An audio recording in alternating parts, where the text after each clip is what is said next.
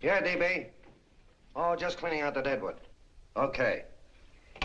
Look, Mr. Connell, I just can't afford to be without work right now, not even for a day. I've got a mother and 2 kid sisters. More good luck telegrams. Well, you know how it is. I've just got to keep on working, see? Sorry, sister. I was sent down here to clean house. I told you I can't use your column anymore. It's lavender and no lace. Send those other people in.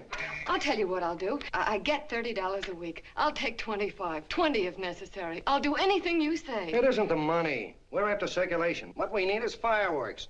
People who can hit with sledgehammers. Start arguments. Oh, I can do that. I know this town inside out. Oh, give me a chance, All please. right, come in. Cashier's got your check. Who are these people? Gibbs, Furley, Cunningham, Giles. Hey, you sister. Don't forget to get out your last column before you pick up your check.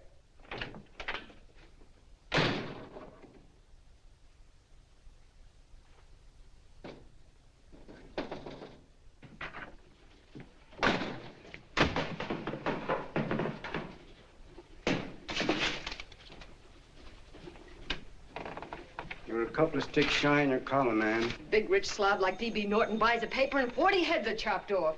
Did you get it, too? Yeah. You too? Oh, Joe. Oh, I'm sorry, darling. Why don't we tear the building down? Before you do, Ann, perhaps you'd better finish this column. Yeah, lavender and old lace. Wait, Joe. Wait. Wants fireworks, huh? Okay.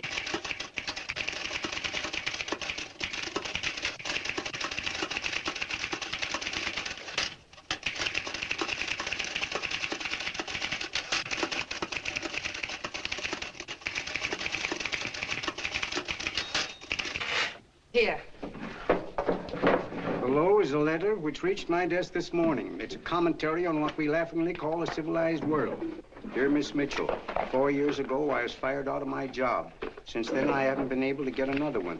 At first, I was sore at the state administration because it's on account of the slimy politics here we have all this unemployment. But in looking around, it seems the whole world's going to pot. So in protest, I'm going to commit suicide by jumping off the City Hall roof. Signed, a disgusted American citizen, John Doe.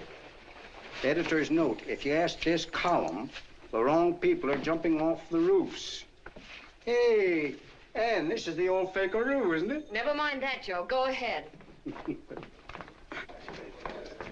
Sorry.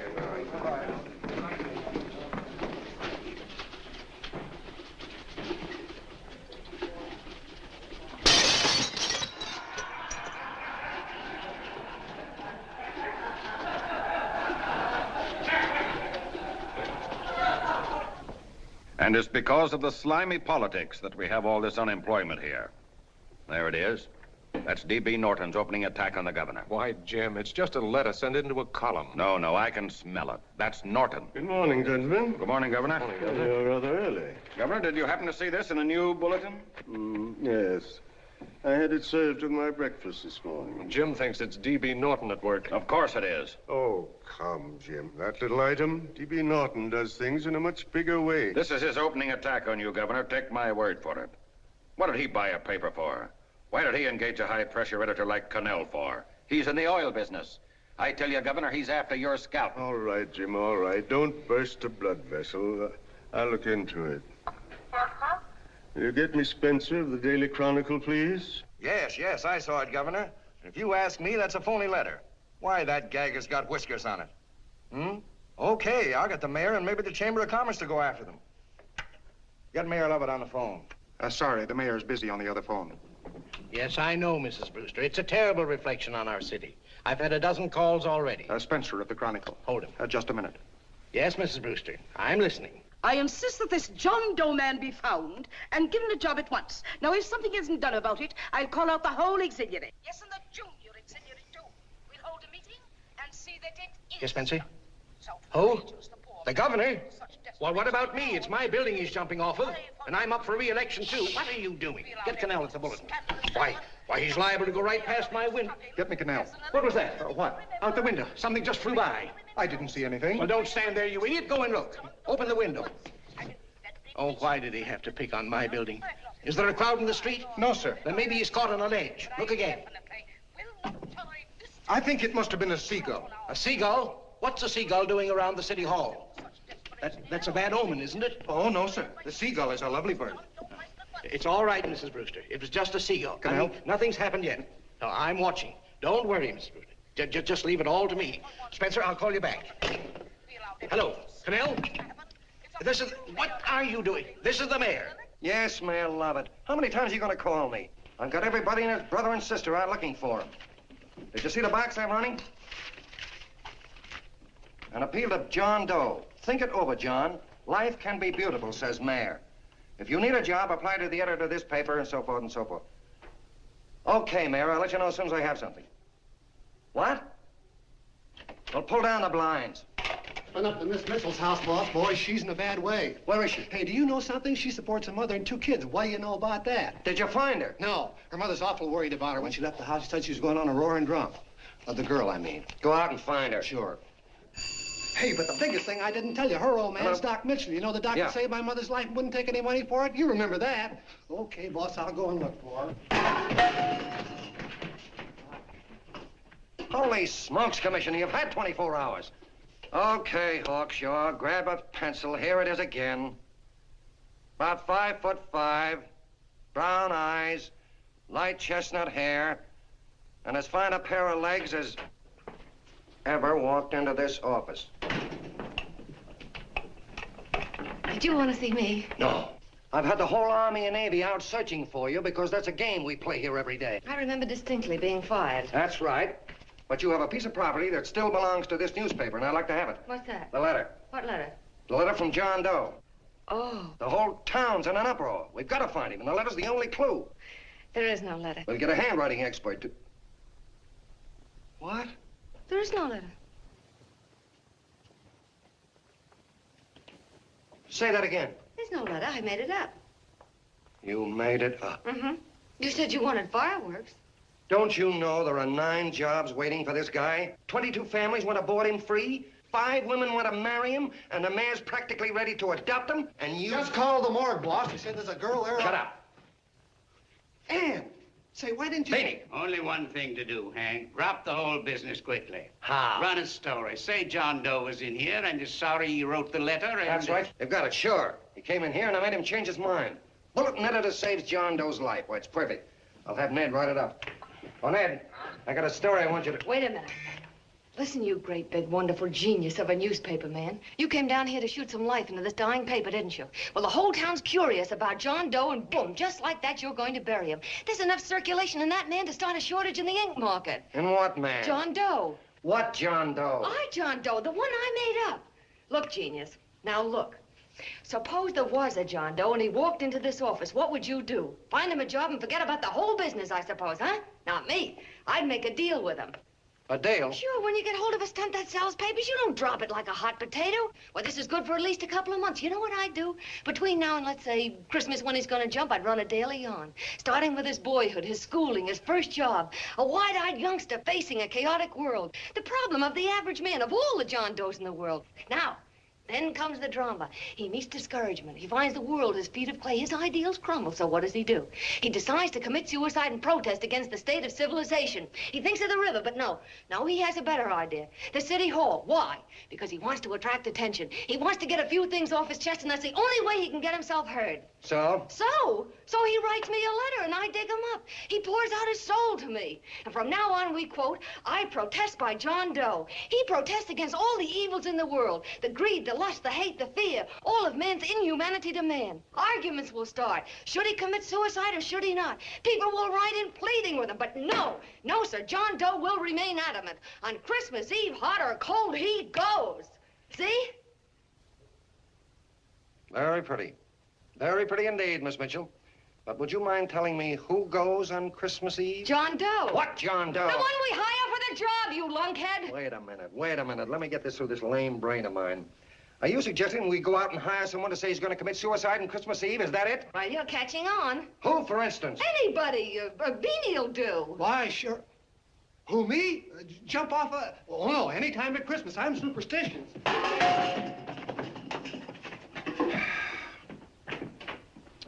Miss Bishop, do me a favor. Will you go on out and get married and have a lot of babies, but Stay out of newspaper business. Better get that story in, Hank. It's getting late. You're supposed to be a smart guy. If it was raining $100 bills, you'd be out looking for a dime you lost someplace.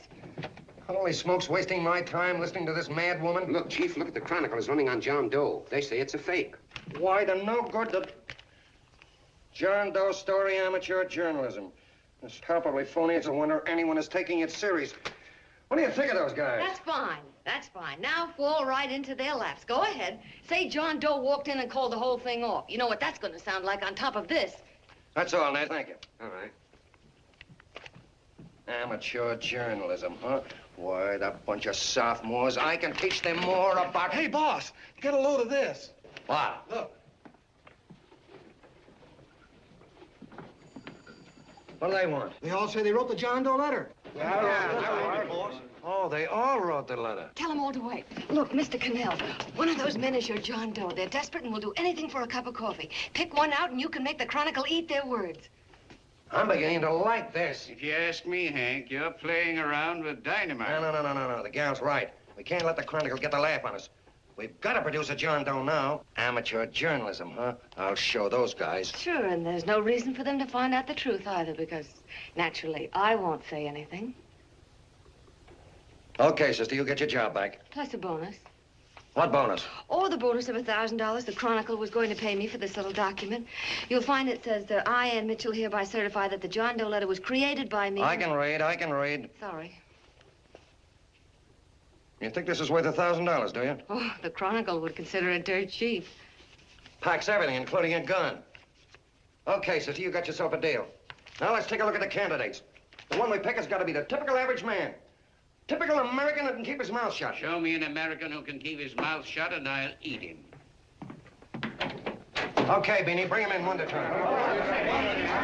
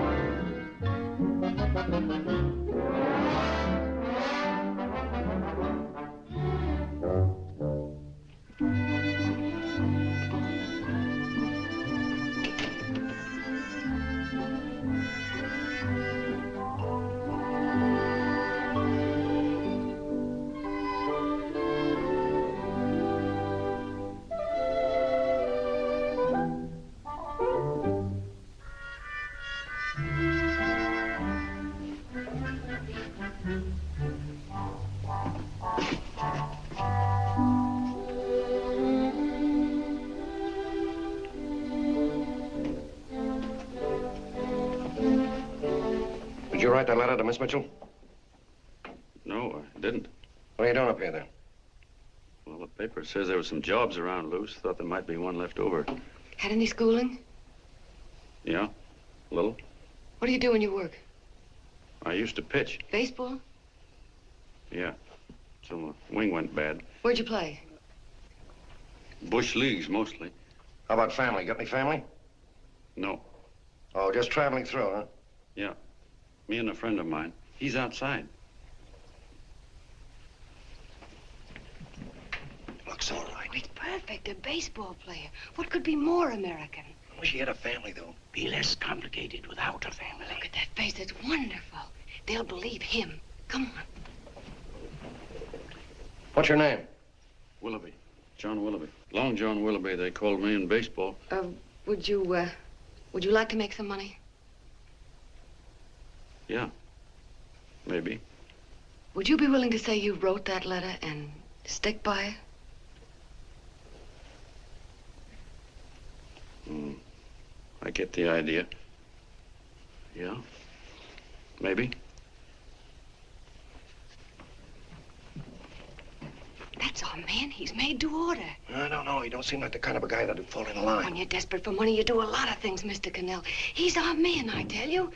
He's fainted. Come on, Get the water quickly. Hurry up, Pop. Oh. Right here, sit down. You all right? Yeah, I'm all right. How many is that, 6?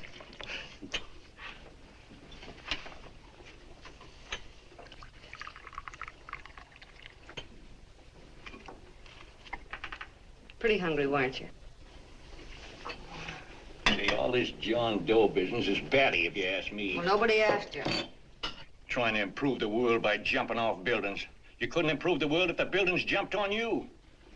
Don't mind the colonel. He hates people. He likes you well enough to stick around. Well, that's because we both play doohickeys. I met him in a boxcar a couple of years ago. I was fooling around with my harmonica, and he comes over and joins in. I haven't been able to shake him since.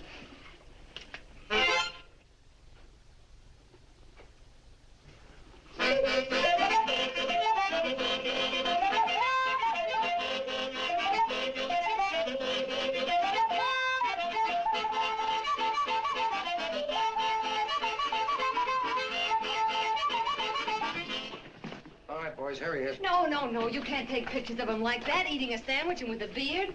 But he's going to jump off a building. Yes, but not because he's out of a job. That's not news. This man's going to jump as a matter of principle. Well, maybe you're right. We'll clean him up and put him in a hotel room under bodyguards. We'll make a mystery out of him. Did you speak to Mr. Norton? Thinks it's terrific. Says for us to go the limit. Wants us to build a bonfire under every big shot in the state. Oh, swell. Is that the contract? Yeah. What's he doing here? Friend of his. They play duets together. Duets? But can we trust him? Oh. I trust him. Oh, you trusted me. Well, that's fine. I suppose he trusts you, too. Oh, stop worrying. He's all right. Okay, but we don't want more than a couple of hundred people in on this thing. Now, the first thing I want is an exact copy of the John Doe letter in your own handwriting. I've got it already. Here. No, that's fine. Now, I want you to sign this agreement.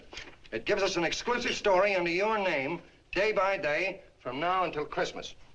On December 26th, you get one railroad ticket out of town. And the bulletin agrees to pay to have your arm fixed. That's what you want, isn't it? Yeah, but it's got to be by Bonesetter Brown. Okay, Bonesetter Brown goes. Here, sign it. Meanwhile, here's $50 spending money. That's fine. Beanie? Yes, boss. Take charge of him. Get him a suite at the Imperial and hire some bodyguards. Yeah, and some new clothes, Beanie. You think we better have him to Laos? Yeah. Both of them? Yes, both of them, but don't let them out of your sight. Hey, Beanie, gray suit, huh? Yeah. Okay, fellas.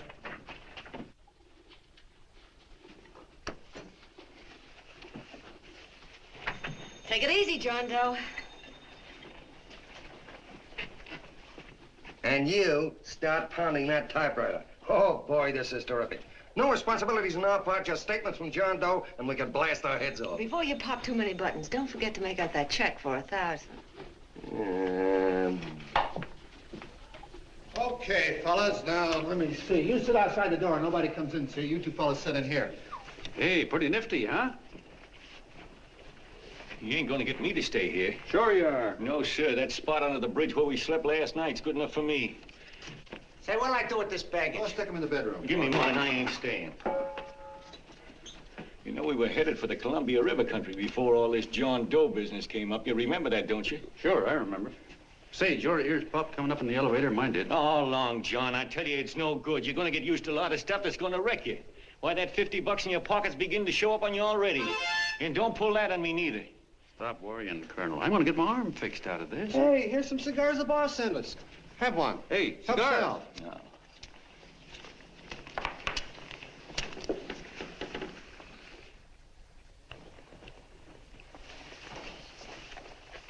Say, I'll bet you even the major leaguers don't rate an outfit like this. Here, make yourself comfortable. Paper? I don't read no papers, and I don't listen to radios either. I know the world's been shaped by a drunken barber, and I don't have to read it. I've seen guys like you go under before. Guys that never had a worry. Then they got a hold of some dough and went goofy. The first thing that happens to a guy... Hey, did you get a load of the bedroom? No. The first thing that happens to a guy like that, he starts wanting to go into restaurants and sit down at a table and eat salads and cupcakes and tea. Boy, what that kind of food does to your system.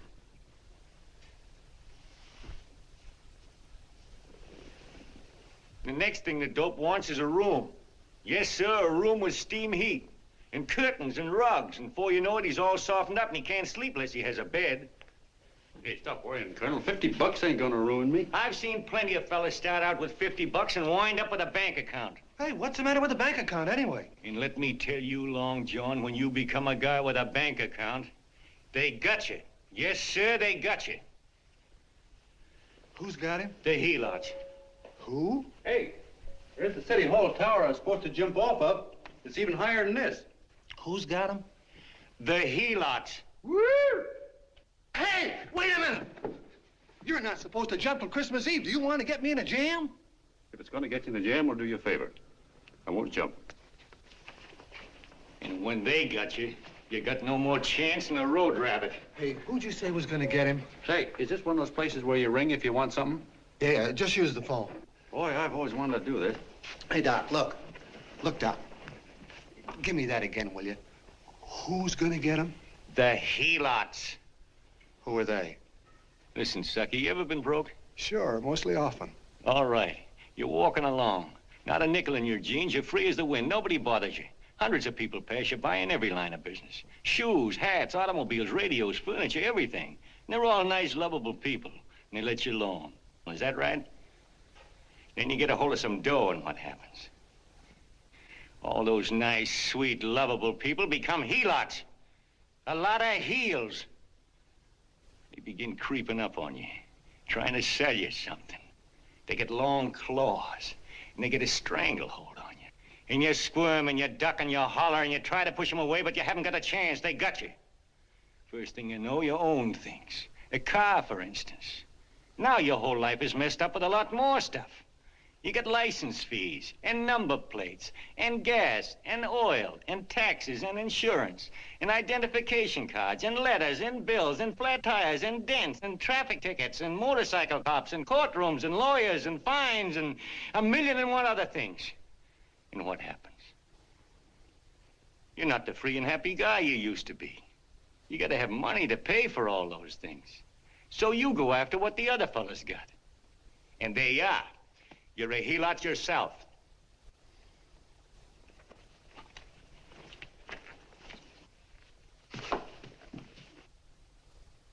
You win, Colonel. Here, take the 50. Go out and get rid of it. You bet I will, just as fast as I can. I'm gonna get some canned goods, a fishing rod, and the rest I'm gonna give away. Give away? Hey, get me a pitcher's glove. I gotta get some practice. Say, he's giving it away. I'm gonna get me some of that. Hey, come back here, you helot. Well, you send up 5 hamburgers with all the trimmings, 5 chocolate ice cream sodas, and 5 pieces of apple pie. No, apple with cheese. Yeah, thanks.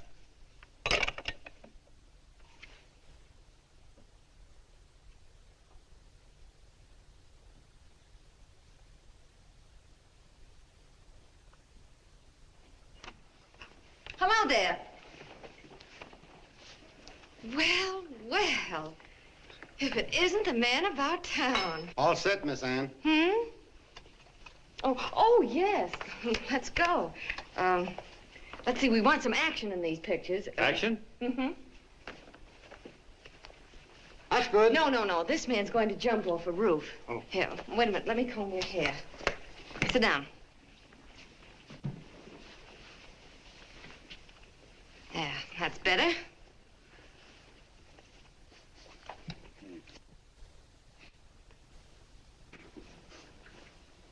You know, he's got a nice face, hasn't he? Yeah, he's pretty.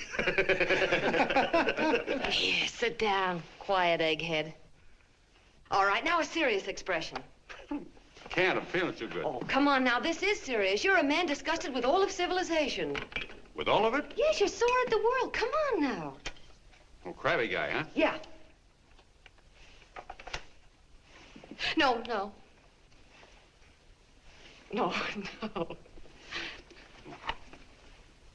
No, look. You don't have to smell the world. Well, all those guys in the picture Never mind those guys. All right, stand up. Now, let's see what you look like when you protest. Against what? Against anything. Just protest.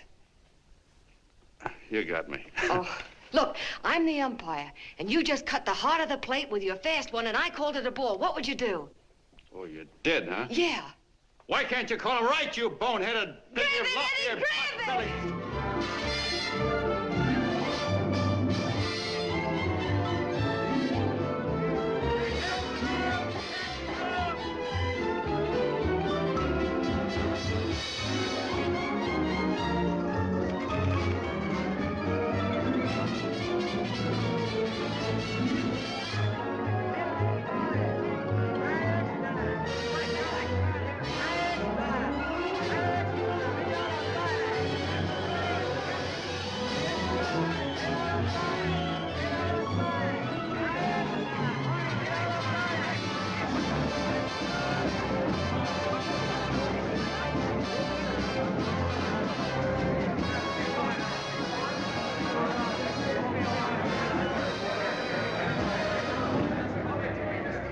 I don't care whose picture they're publishing.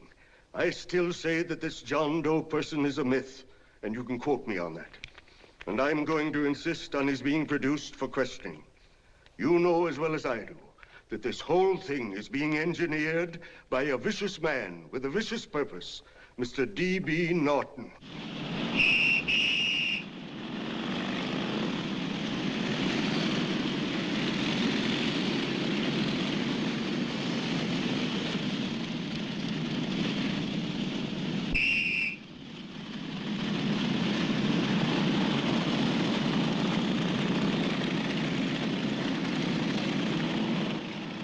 Connell and Miss Mitchell are at the house, sir. Oh, they are? All right, come on. Personally, I think it's just plain stupidity to drop it now. You should see his fan mail, thousands.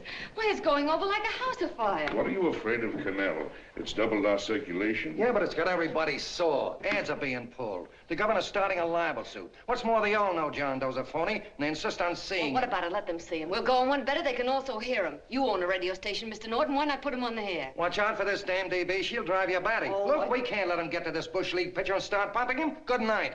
Now, tell him what that screwball might do. I walk in yesterday, here he is, standing on a table with a fishing pole, fly casting. Take my advice and get him out of town before this thing explodes in our faces. If you do, Mr. Norton, you're just as much of a dumb cluck as he is. Excuse me. No, you got yourself a meal ticket and you hate to Sure, let go. it's a meal ticket for me, I admit it, but it's also a windfall for somebody like Mr. Norton who's trying to crash national politics. That's what you bought the newspaper for, isn't it? You want to reach a lot of people, don't you? Well, put John Doe in the air and you can reach 130 million of them. He can say anything he wants and they'll listen to him. All right, we'll forget the governor and the mayor and all the small fry like that. This can arouse national interest. If he made a hit around here, he can do it every place else in the country. And you'll be pulling the strings, Mr. Norton. Go down to the office and arrange for some radio time. Well, DB, you're not going to As soon as possible. Okay. I just came in to get warm myself. Come on, let's go. Don't you go. I want to talk to you.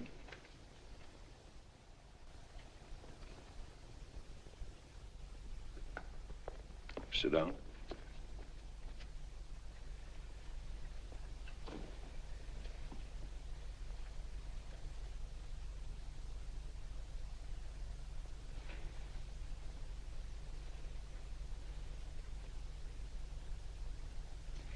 Hey, this John Doe idea was yours, huh? Yes, sir.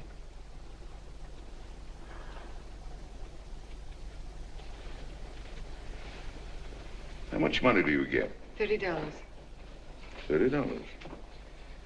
Well, what are you after? I mean, what do you want? A journalistic career? Money.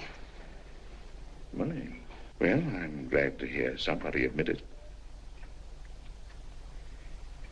Do you suppose you could write a radio speech that would put that fellow over? Oh, I'm sure I can. Do it, and I'll give you $100 a week. $100? That's only the beginning. You play your cards right, and you'll never have to worry about money again. Oh, I know it. Hello. Hello. Whenever there's a pretty woman around. This is my nephew, Ted Sheldon, Miss Mitchell. How do you do? How do you do? All right, Casanova, I'll give you a break. See that Miss Mitchell gets a car to take her home. Always reading my mind, aren't you? Thank you very much for everything. And Miss Mitchell, I think from now on you'd better work directly with me. Yes, sir.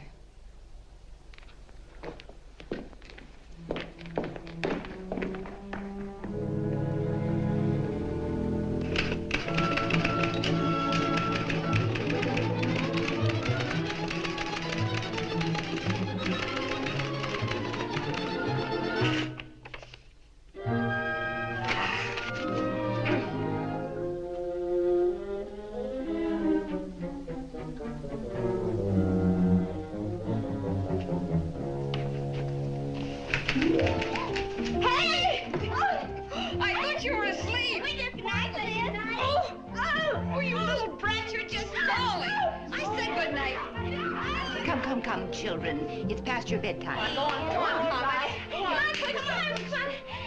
Come on.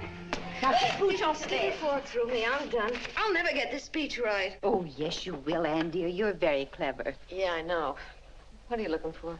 Your purse, I need $10. What for? I gave you 50 just the other day.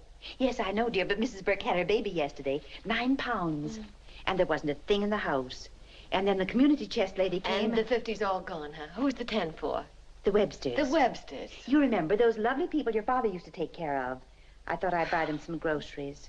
Oh, Anne, dear, it's a shame those You're poor... marvelous, Ma. You're just like Father used to be. Do you realize a couple of weeks ago we didn't have enough to eat ourselves?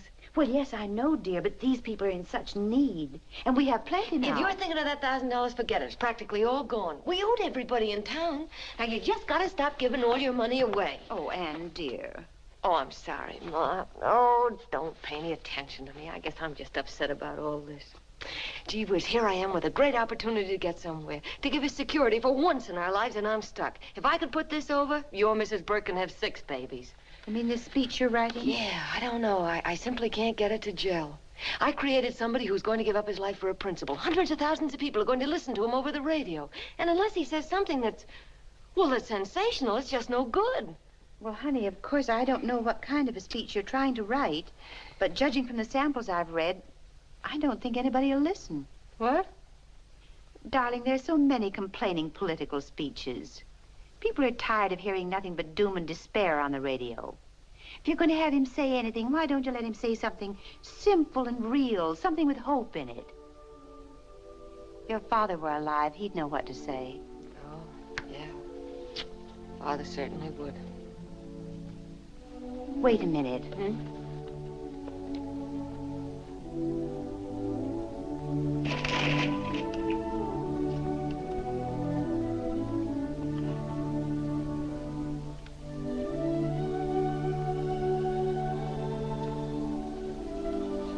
That's your father's diary, Anne.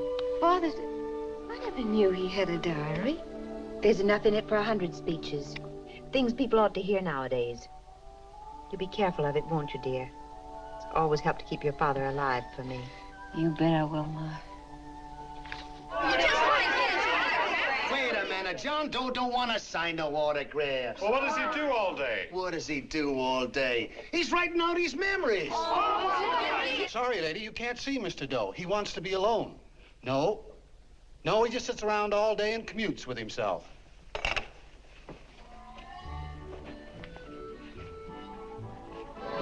Oh!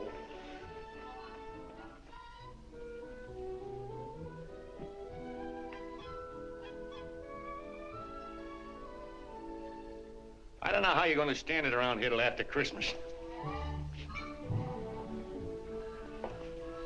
I'll bet you ain't heard a train whistle in 2 weeks.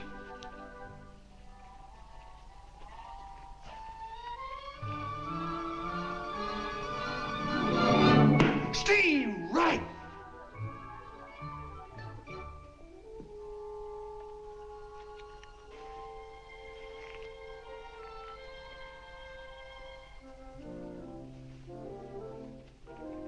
I know why you're hanging around.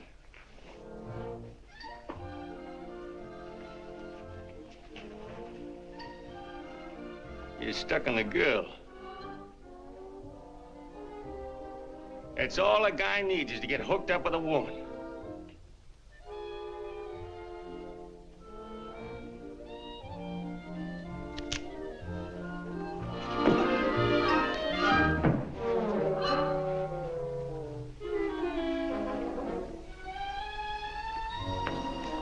What was that, a single?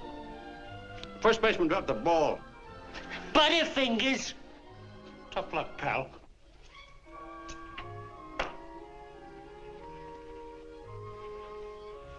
Guy has a woman on his hands. First thing he knows, his life is balled up with a lot more things. Furniture and...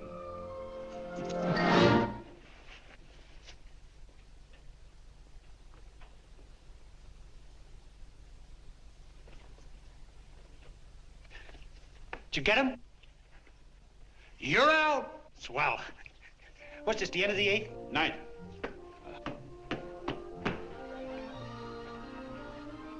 Hey, Beanie, there's a couple of mugs from the Chronicle snooping around out here. Ah. Come on, Angel Face. Gangway. What's the score, Angel Face? 3-2, our favor. Gee, that's great.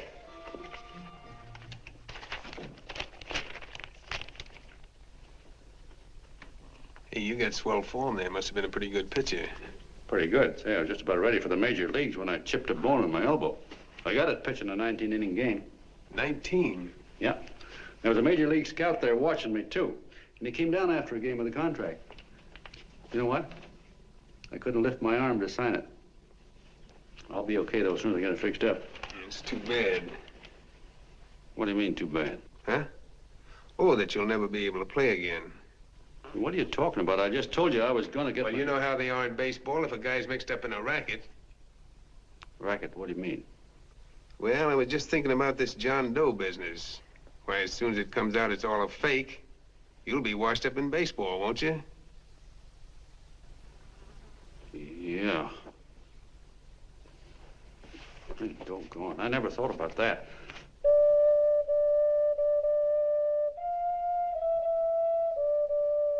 Gosh. And another thing, what about all the kids in the country? The kids that idolize ball players. What are they gonna think about you? Yeah. Hey, Colonel. Did you hear that? I gotta figure some way out of this thing. The elevators are still running. I know one way you can do it. How? Well, when you get up there on the radio, all you have to do is to say the whole thing's a frame-up. Make you a hero sure as you're born. Yeah, but how am I going to get my arm fixed? Well, that's a cinch. I know somebody that'll give you $5,000 just to get up on the radio and tell the truth. $5,000? Yeah, $5,000, and he gets it right away. You don't have to wait till Christmas. Look out, Long John. They're closing in on you. Say, who's putting up this dough? Fellow runs the Chronicle. Here's the speech you make, and it's all written out for you. $5,000. Holy mackerel, I can see the helots coming, the whole army of them. It's on the level.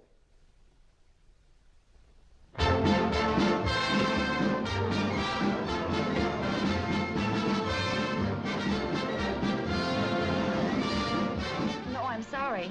Tickets for the broadcast are all gone. Phone the bulletin. Sorry, no more tickets left.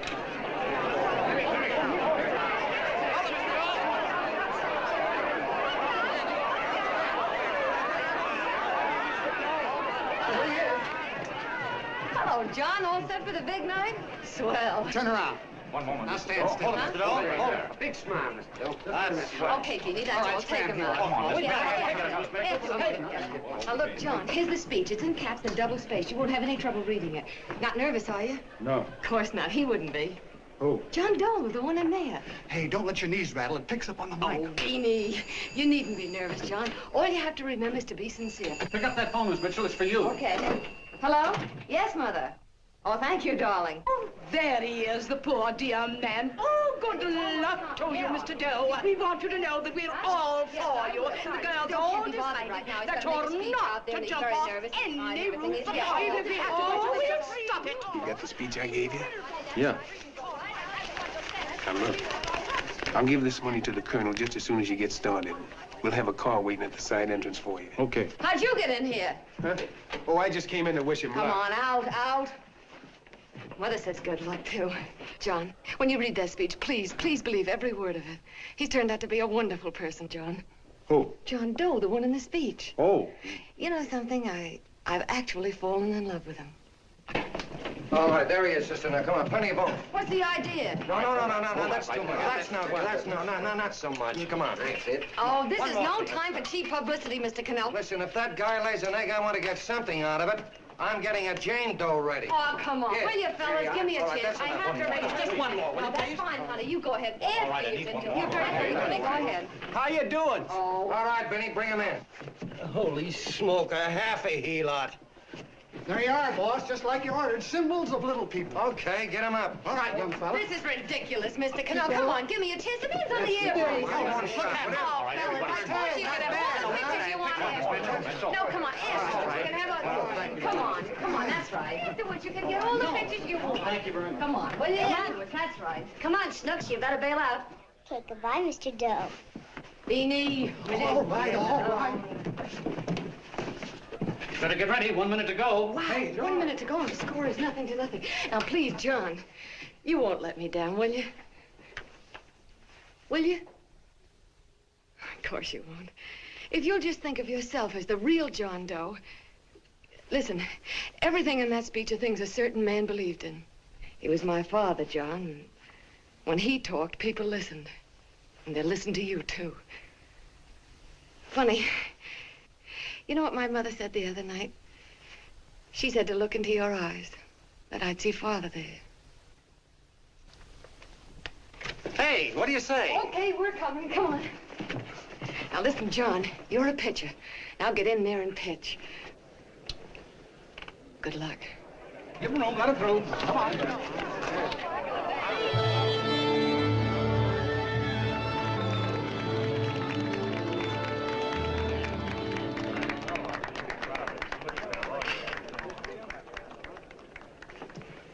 Hey, let's get out of here. There's the door right there. Hey, what are you doing here? That's what I'd like to know. Come on, out. Hey, he's a friend of mine. Never mind, let him alone. He's all right. I'll be right over there pulling for you. No, John, over here.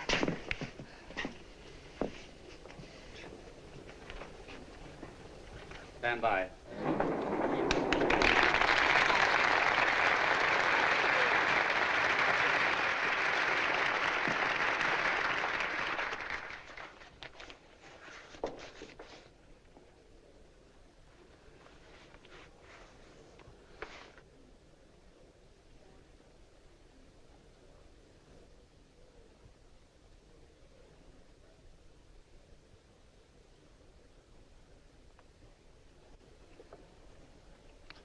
Phone the Chronicle. Tell them to start getting those extras out.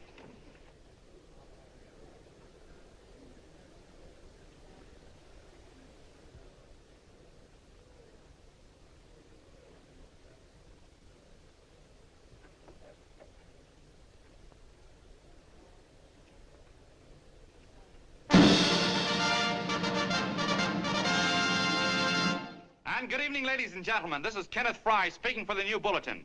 Tonight we give you something entirely new and different.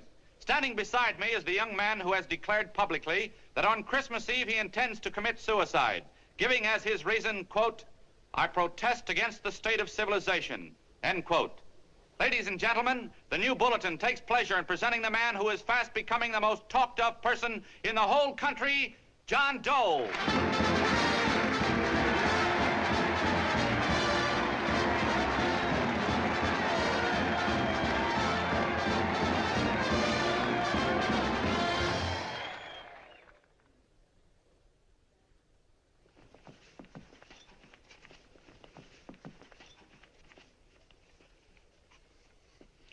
Ladies and gentlemen, I am the man you all know as John Doe. I took that name because it seems to describe the average man. And that's me. And that's me. Well, it was me before I said I was going to jump off the city hall roof at midnight on Christmas Eve. Now I guess I'm not average anymore.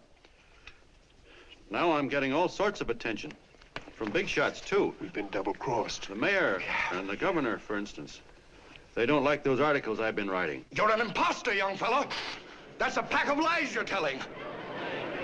Who wrote that speech for you?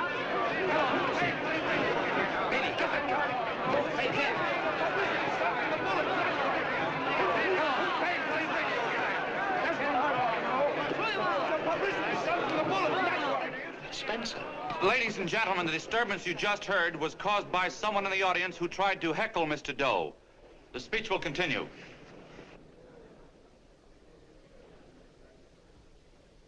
Well, people like the governor and that fella there can stop worrying.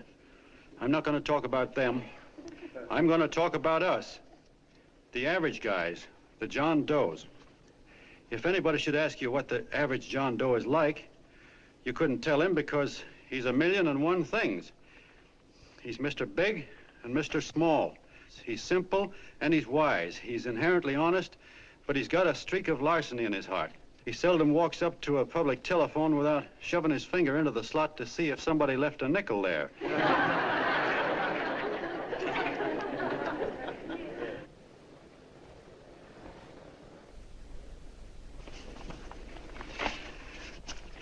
He's the man the ads are written for. He's a feller everybody sells things to. He's Joe Doe, the world's greatest stooge and the world's greatest strength.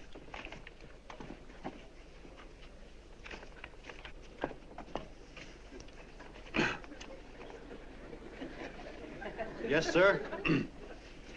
Yes, sir, we're a great family, the John Does. We are the meek who are supposed to inherit the earth. You'll find us everywhere. We raise the crops, we dig the mines, work the factories, keep the books, fly the planes, and drive the buses. And when a cop yells, "Stand back there, you," he means us, the John Does. Well, what kind of a speech is that? Didn't you read it? We've existed since time began. We built the pyramids. We saw Christ crucified, pulled the oars for Roman emperors, sailed the boats for Columbus, retreated from Moscow with Napoleon, and froze with Washington at Valley Forge. Yes, sir. We've been in there dodging left hooks since before history began to walk. In our struggle for freedom, we've hit the canvas many a time, but we always bounce back because we're the people, and we're tough.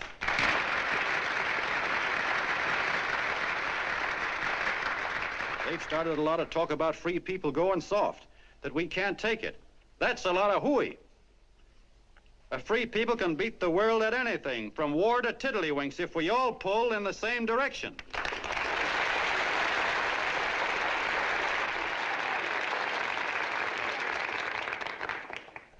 I know a lot of you are saying, "What can I do? I'm just a little punk. I don't count." Well, you're dead wrong. The little punks have always counted, because in the long run, the character of a country is the sum total of the character of its little punks.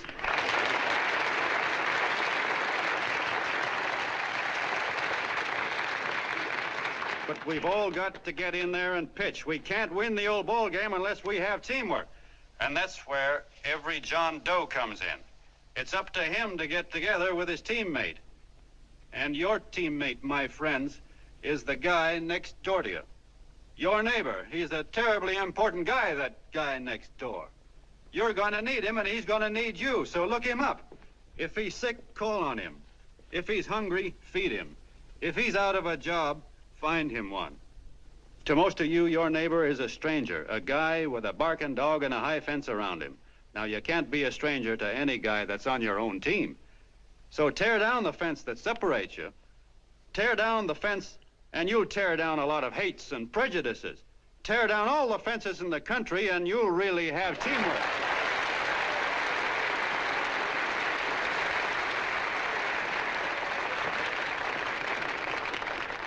I know a lot of you are saying to yourselves, "He's asking for a miracle to happen. He's expecting people to change all of a sudden." Well, you're wrong. It's no miracle. It's no miracle because I see it happen once every year, and so do you, at Christmas time.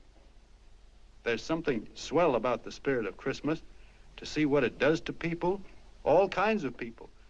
Now, why can't that spirit, that same warm Christmas spirit, last the whole year round? Gosh, if it ever did, if each and every John Doe would make that spirit last 365 days out of the year, we'd develop such a strength, we'd create such a tidal wave of goodwill that no human force could stand against it. Yes, sir, my friends. The meek can only inherit the earth when the John Does start loving their neighbors. You better start right now. Don't wait till the game is called on account of darkness. Wake up, John Doe. You're the hope of the world.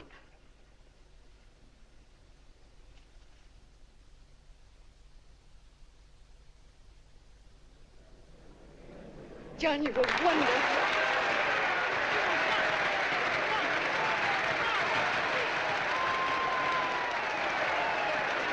Let's get out of here. Now you're talking.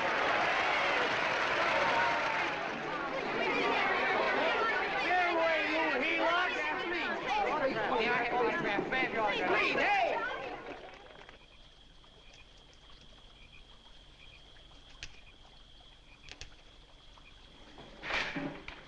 I knew you'd wake up sooner or later.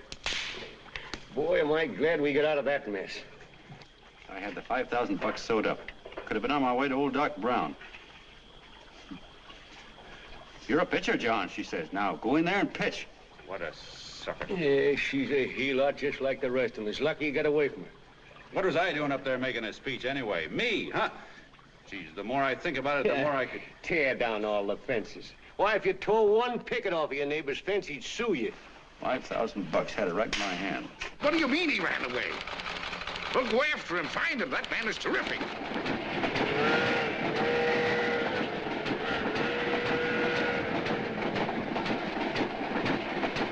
Columbia River, here we come.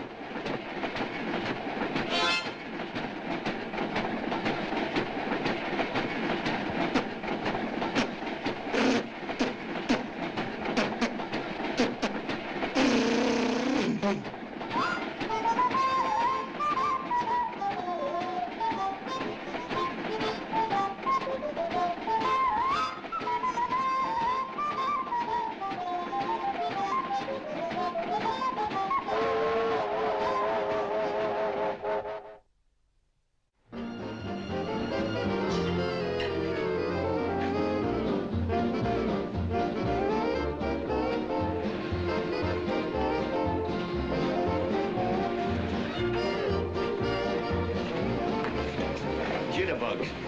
Yeah. Say, how much money we got left? 4 bits. Better make it donuts, huh? Yeah.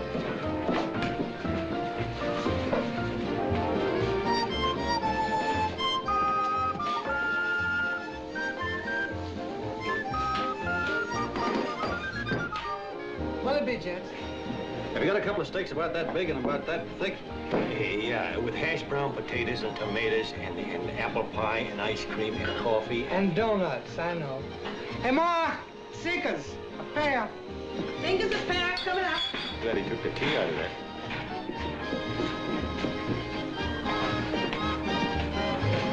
Hey, look. Join the John Doe Club. John Doe Club?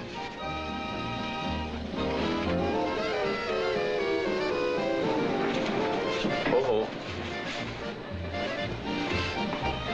You John Doe? Who? John Doe. Ah, you need glasses, buddy. Oh, but it's a spitting image of John Doe. Yeah, but his name is Willoughby. Oh, I'm John Willoughby. I'm a baseball player. Sure. Oh, no, I'd know that voice anyway. You can't kid me. You John Doe. Hey, Ma! Ma! That's John Doe. John Doe? Yeah, sitting right there, big as life. Who'd you say it was? John Doe, the big guy there. I know. Pictures in the paper.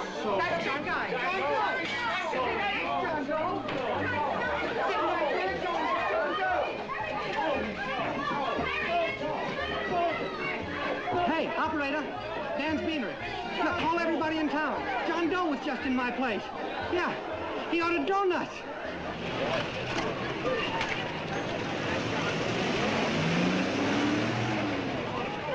John Doe. Let's see John Doe.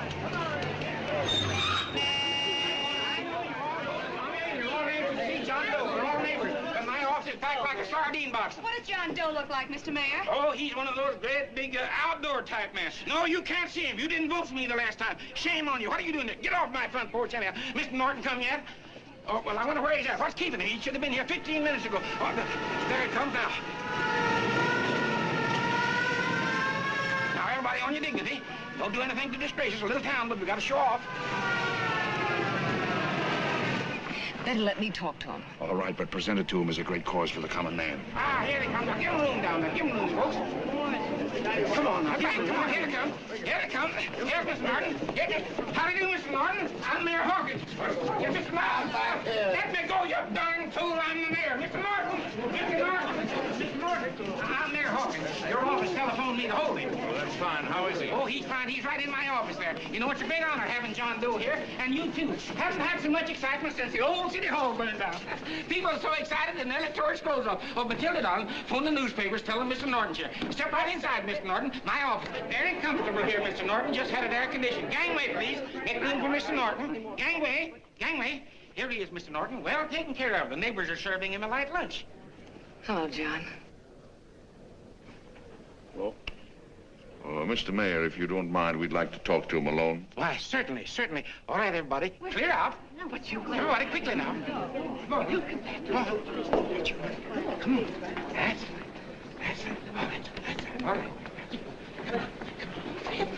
Don't argue with me here. Wait till we get home. Don't you push me around like that. Even though I'm your wife, you can't push me around. Look, Mr. Norton, I think you got a lot of nerve having those people hold us here. There's nobody holding you here, Mr. Doe. It's only natural There's that nobody holding us here. Let's get going. Incidentally, my name isn't Doe, it's Willoughby. Look, John, something terribly important's happened. They're forming John Doe clubs. We know of 8 already, and they say that there's John Doe clubs? What for? To carry out the principles you talked about in your radio speech. I don't care what they're forming. I'm on my way, and I don't like the idea of being stopped either. Oh, but you don't know how big this thing is. You should see the thousands of telegrams we've received and what they're saying about you. Look, it started as a circulation stunt, didn't it? Well, you got your circulation. Now, why don't you let me alone? Oh, it started as a circulation stunt, but it isn't anymore. Mr. Norton wants to get back of it and sponsor John Doe clubs all over the country. He wants to send you on a lecture tour. Me? Uh-huh. Well, certainly, with your ability to influence people, it might grow into a glorious movement. Say, let's get something straight here. I don't want any part of this thing. If you got an idea I'm going around lecturing the people, why, you're crazy. Baseball's my racket, and I'm sticking to it. Come on, Colonel, let's get out of here. John, please, please. I just got rid of one crowd. But please, Mr. Mayor, tell him the John Doe Club wants to talk to him. Let them in, Mr. Mayor. Let them come in. Okay, folks, but remember your manners. No stampeding. Walk slow, like you do when you come to pay your taxes.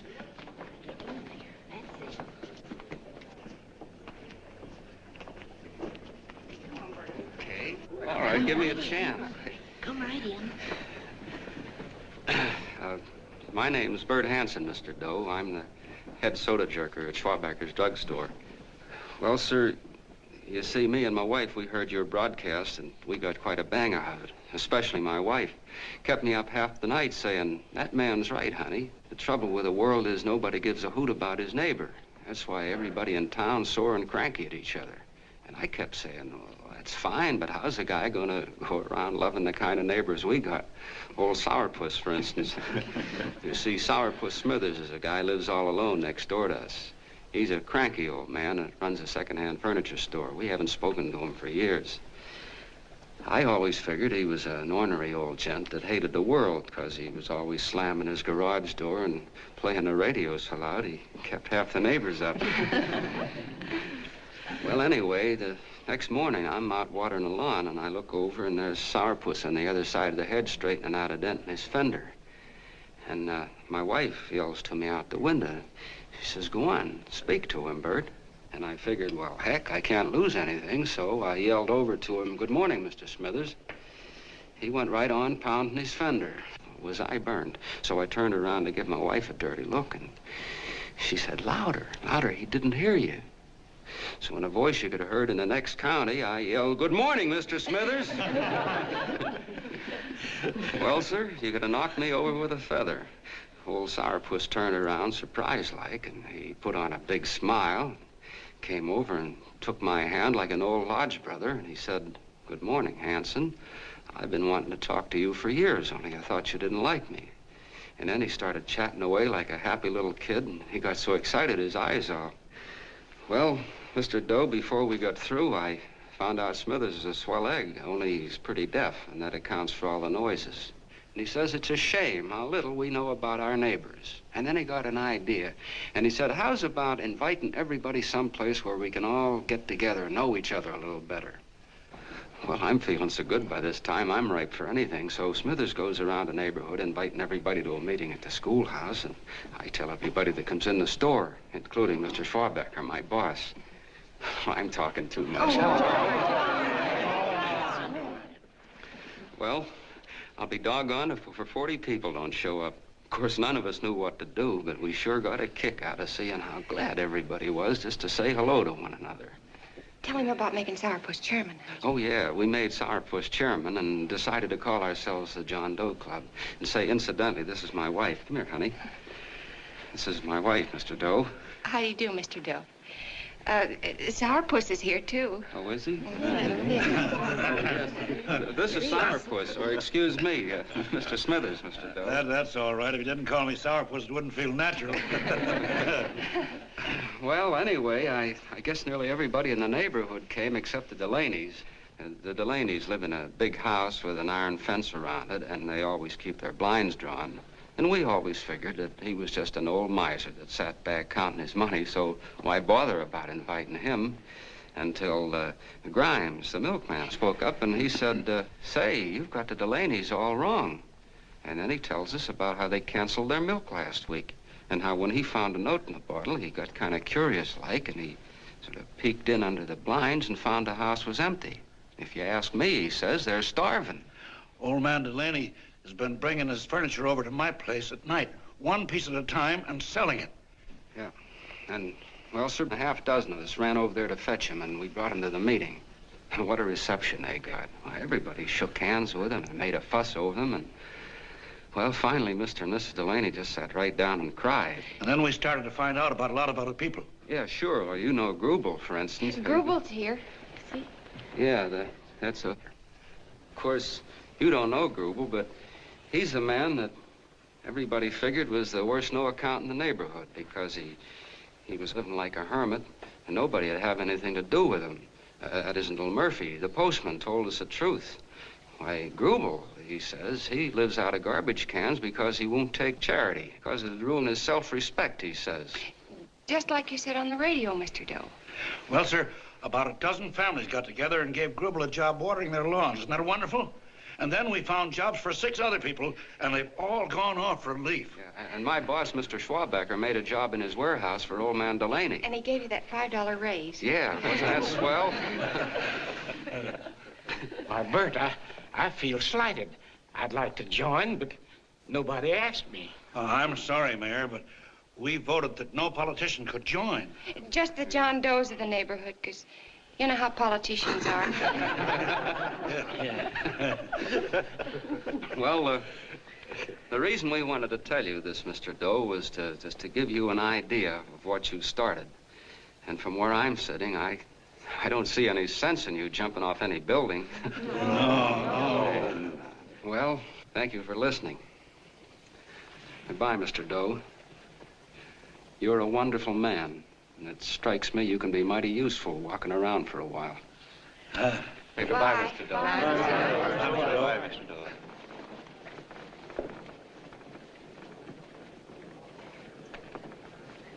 I'm Mrs. Delaney, Mr. Doe. And God bless you, my boy.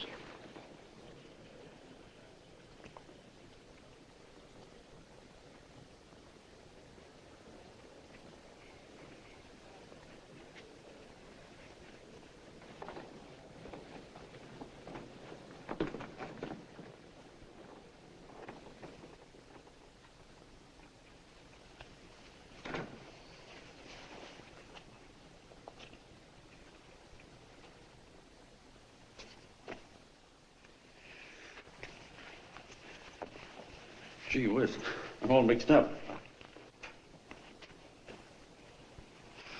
I don't get it.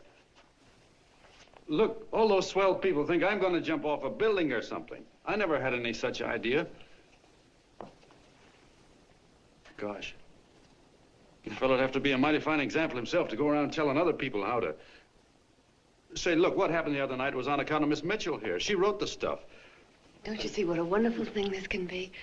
But we need you, John. You're hooked. I can see that right now. They got you. Well, I'm through. For 3 years, I've been trying to get you up to the Columbia River country. First, it was your glass arm. Then it was the radio. And now it's the John Doe clubs. Well, I ain't waiting another minute. Gangway, you helots. Hey, Colonel, wait a minute. Oh, please. Hey, Colonel!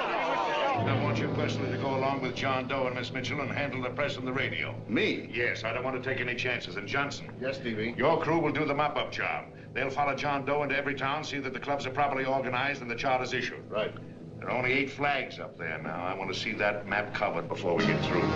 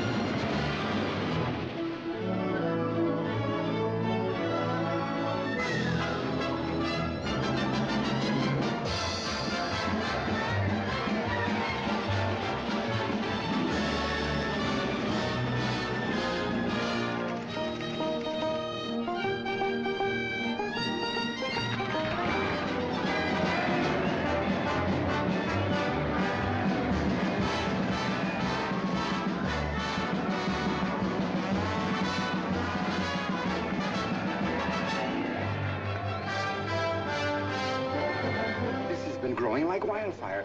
If they made demands, I'd understand it. But the John Does ask for nothing. People are going off relief. If this keeps up, I'll be out of a job. As soon as it gets strong enough, we'll find out what John Doe wants. 30 every Thursday, 60 at 60. Who knows what? I'm sorry, boss. They just won't let anybody talk politics to them. It's crazy. We've got to get to them. They represent millions of voters.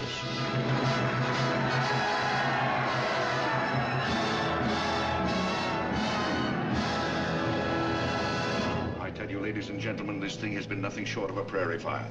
We've received so many applications for charters to the John Doe clubs, we haven't been able to take care of them. I'd hate to have that many pins stuck in me. This John Doe convention is a natural. It's going to put our city on the map. Why, over 2,400 John Doe clubs are sending delegates. Can you imagine that?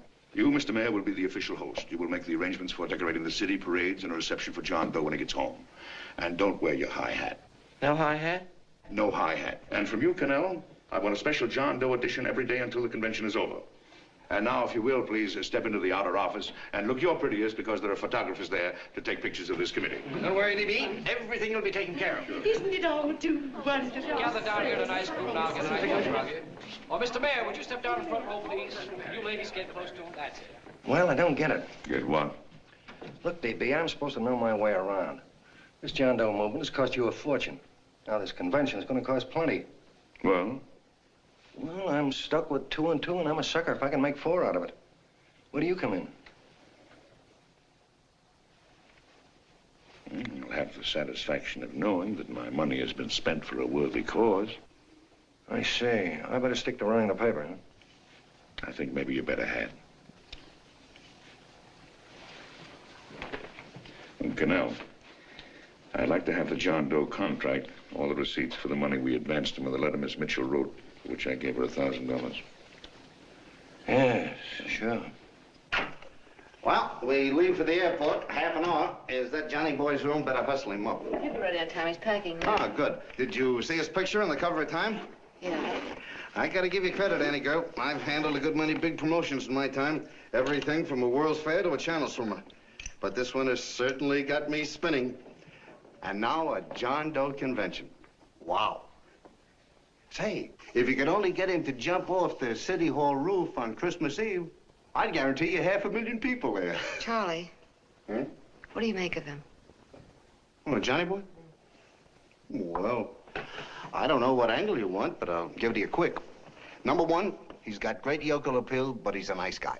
Number 2, he's beginning to believe he really wrote that original suicide letter that you made up. Number 3, he thinks that you're Joan of Arc or something. Yeah, I know. Number 4, well, you know what number 4 is. He's nuts about you. Yeah, it's running out of his ears. You left out number 5. We're all heels, me especially. Holy smoke. Come in.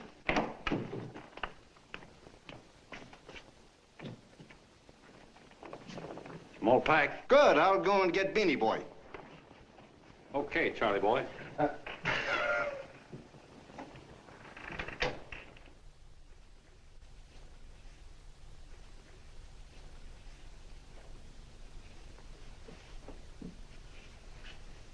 Can I help you pack? Oh, thank you.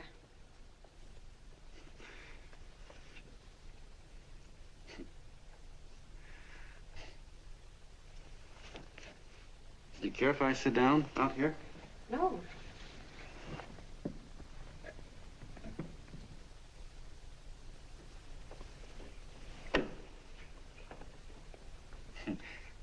You know, I had a crazy dream last night.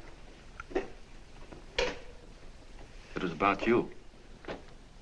About me? Yeah, sure was crazy. I dreamt I was your father.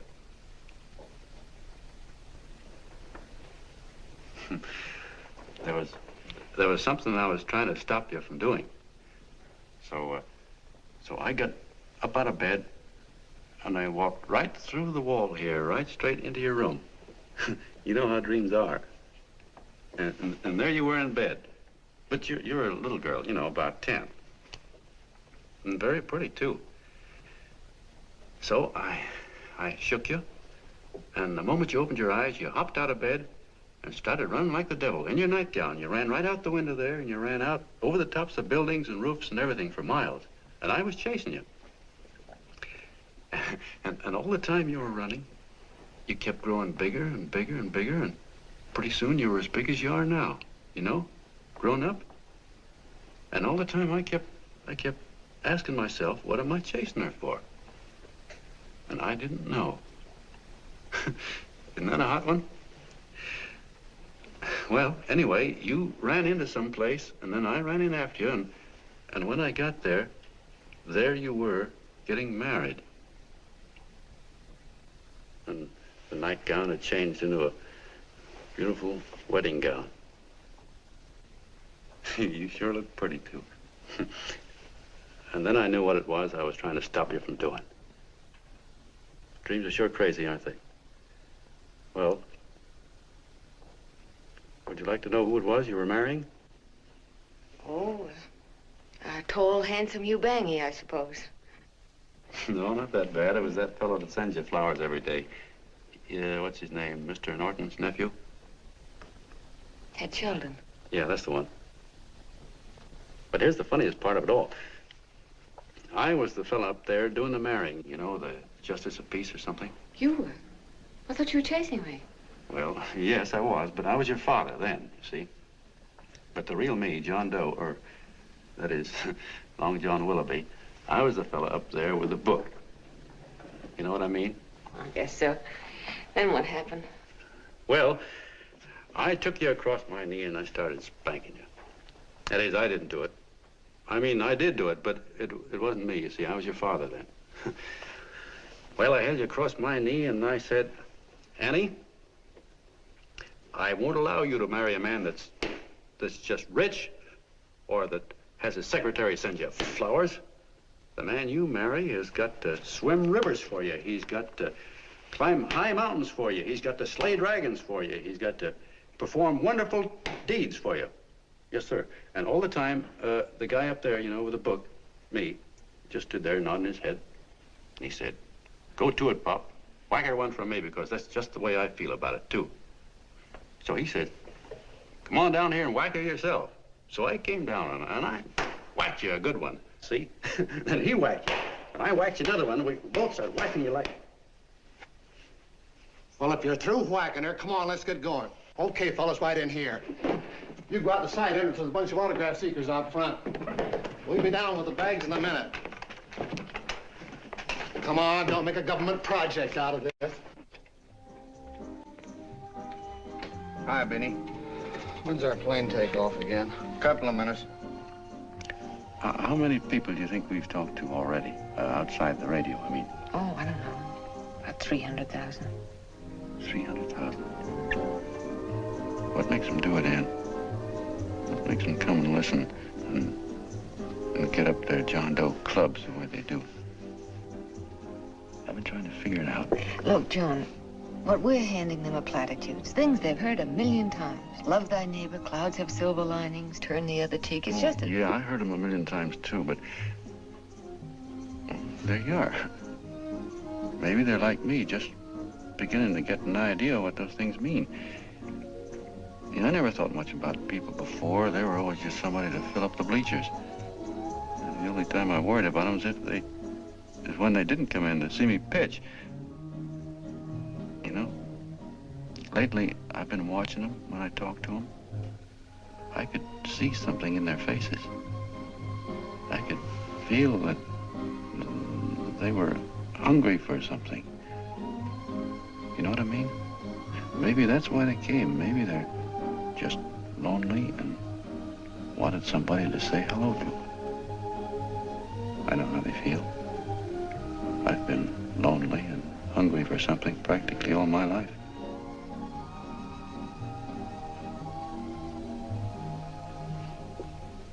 All aboard, folks.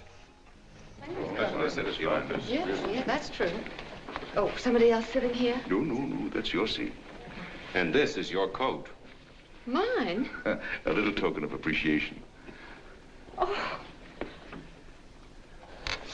Oh, it's beautiful, D.B. Well, I don't quite know what to say. Well, don't say anything at all. Just sit down. Oh. Go ahead, open it. Oh.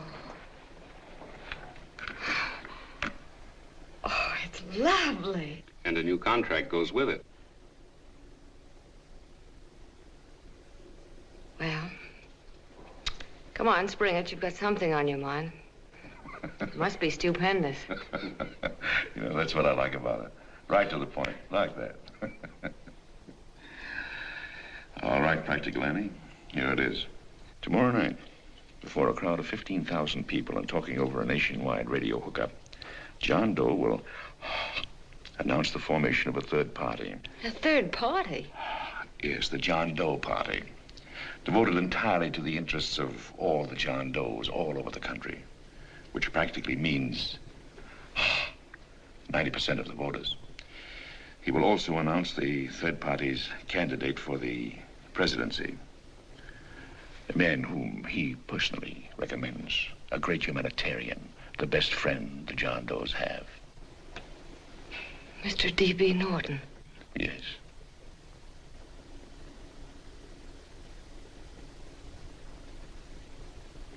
Wow.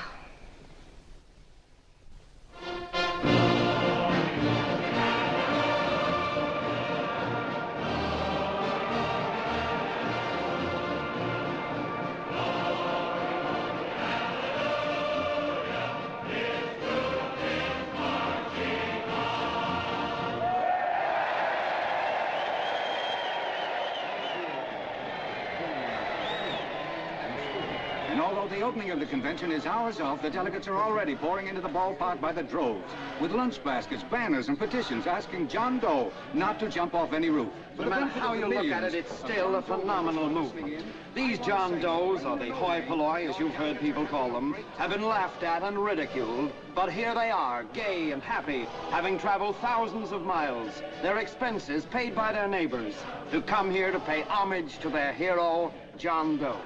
And in these days of wars and bombings, it's a hopeful sign that a simple idea like this can sweep the country. An idea based on friendliness, on giving and not taking, on helping your neighbor and asking nothing in return. And if a thing like this can happen, don't let any of your grumbling friends tell you that humanity is falling apart. This is John B. Hughes signing off now and returning you to our main studio until 9 o'clock, when the convention will officially open. Oh, John, come in. Say, I'm kind of... It's raining out a little. That's all right. It's good to see you. Sit down. Thanks.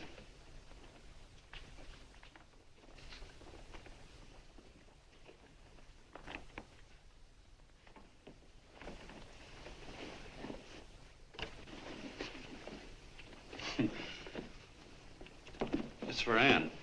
Oh, how nice. Thank you very much. Flowers. I'm terribly sorry she isn't here. She isn't? No, she just left. I'm surprised you didn't run into her. She went over to Mr. Norton's house. Oh. Did you want to see her about something important? Yeah, well, no, it'll wait. Say, he's a nice man, isn't he? Mr. Norton, I mean. He's done an awful lot for the...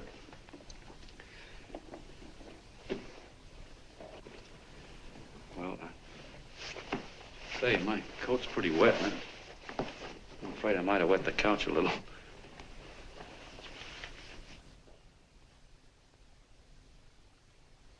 Well, I guess I'll see her at the convention later. Yes, of course. I'll see that she gets the flowers. Thanks. Good night, Mrs. Mitchell. Good night, John.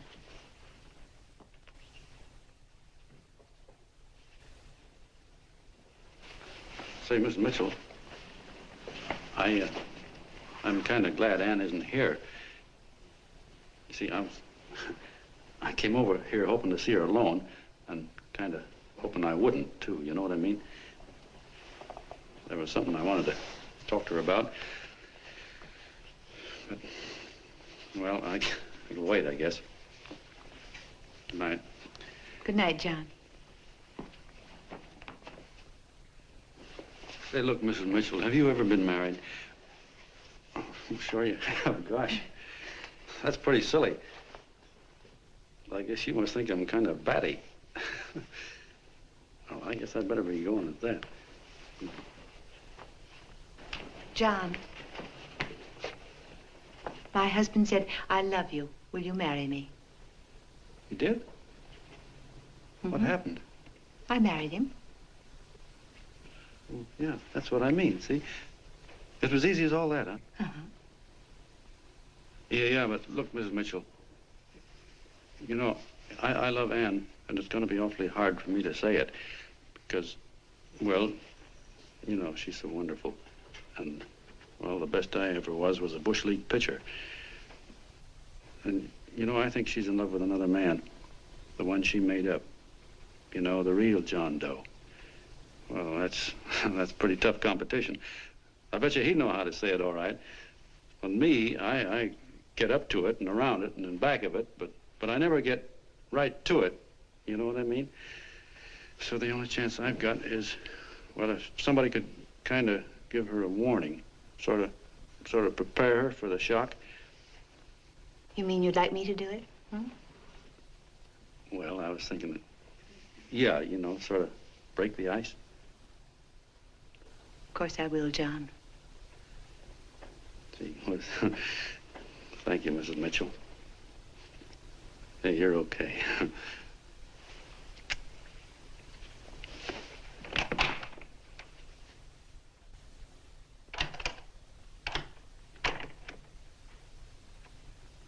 This John Doe meeting is going to be one of the biggest things that ever happened. Why, they're coming from all over. Trains, boxcars, wagons. Look out! Hello, bodyguards. Hey, had your dinner yet? What's that? Oh, that's all right. Well, look, no, go ahead and have your dinner. Wait a minute, John.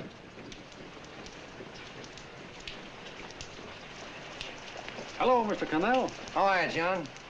John, I want to have a little talk with you. What's the matter? Are you falling? Come here. Hey, boss. Oh, quiet. Say, tell me something. Did you read the speech you're going to make tonight? No, I never read the speeches before I make them. I get more of a kick out of it that way. Uh-huh. It's just exactly what I thought. Beanie, go on down to the office, tell Pop to give you the speech. There's a copy on my desk. Gee whiz, boss, you know Mr. Norton told me not to leave him, not even for a minute. Go on. We'll be at Jim's bar up the street. You're a nice guy, John. I like you. You're gentle.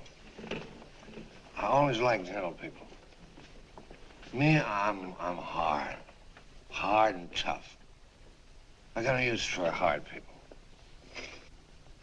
Gotta be gentle to suit me. Like you, for instance.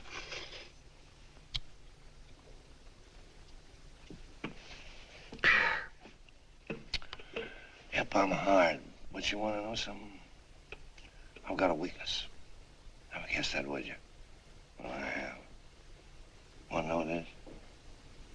Star-Spangled Banner. Screw you, huh? Well, maybe it is, but play the Star-Spangled Banner. I'm a sucker for it. Always gets me right here. Know what I mean? Yeah, it gets me right back here. Oh, back there, huh? Well, every man to his own taste. You weren't old enough. You weren't old enough for the World War, were you, Jim? No, of course not. No, you must have been just kidding. I was just ripe and raring to go. You know what my old man did when I joined up? He joined up, too. Got to be a sergeant. And here's a kick for you. We were in the same outfit. Funny, huh? Hmm?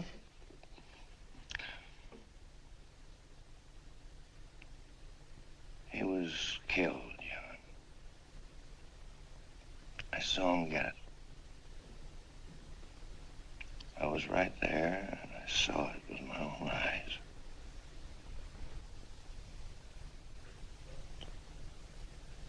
Me, I came out without a scratch. That is, excepting my ulcers.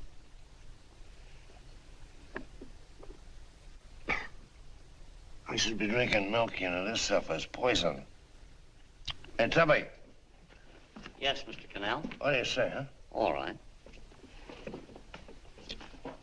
Yep, I'm a sucker for this country. I'm a sucker for the Star-Spangled Banner, and I'm a sucker for this country. I like what we got here. I like it. A guy can say what he wants and do what he wants without having a bayonet shoved through his belly. And that's all right, huh? You betcha. Yeah. Well, we don't want anybody coming around changing that, do we? No, sir. No, sir. And when they do, I get mad. I get boiling mad. And right now, John, I'm sizzling. I get mad for a lot of other guys besides myself. I get mad for a guy named Washington, and a guy named Jefferson, and Lincoln. Lighthouses, John. Lighthouses in a foggy world. You know what I mean? Yeah, you bet. Listen, pal, this fifth column stuff is pretty rotten, isn't it? Yeah, it certainly is. And you'd feel like an awful sucker if you found yourself marching right in the middle of it, wouldn't you? You. Of course, you wouldn't know it because you're gentle. But that's what you're doing. You're mixed up with a skunk, my boy. A no-good, dangerous skunk. Say, you're not talking about Mr. Norton, are you? I'm not talking about his grandfather's pet poodle. You must be wrong, Mr. Connell. Because he's been marvelous about the John Doe clubs. Yeah? Say, you're sold on this John Doe idea, aren't you? Sure. Sure. I don't blame you. So am I. It's a beautiful miracle. A miracle that can only happen right here in the good old USA. And I think it's terrific. What do you think of that? Me, hard-boiled Connell, and I think it's plenty terrific. All right. Now, supposing a certain unmentionable worm whose initials are DB was trying to use that to shove his way into the White House so he could put the screws on, so he could turn out the lights in those lighthouses. What would you say about that, huh? Nobody's going to do that, Mr. Connell. They can't use the John Doe clubs for politics. That's the main idea. Is that so? Then what's a big political boss like Hammett doing in town? And a labor leader like Bennett? And a lot of other big shots are up at DB's house right now. Wolves, John. Wolves. Waiting to cut up the John Does. Wait till you get a gander at the speech you're gonna make tonight. You're all wet. Miss Mitchell writes those speeches. Nobody can make her write that kind of stuff. They can't, huh?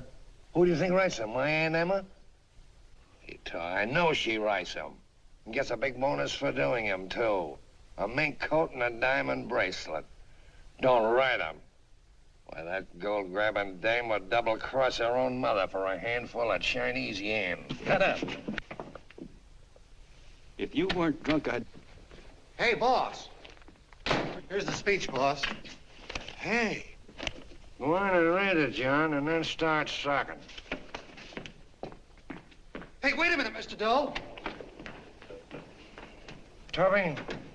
Yes, sir. Better bring me a glass of milk. I'm smoking too much. Yes, Charlie? Got everything all set? Fine. John Doe been taken care of? Good. How many people do you think will be there? 15,000? Oh, my, that's fine. Now, listen, Charlie. As soon as John Doe stops talking about me, I want you to start that demonstration. And make it a big one, you understand? Don't worry about that, DB. My boys are there. They'll take care of it. What? Yes, I'll be there 15 minutes after I get your call. Why, Mr. Doe. Where are they? In the dining room, sir.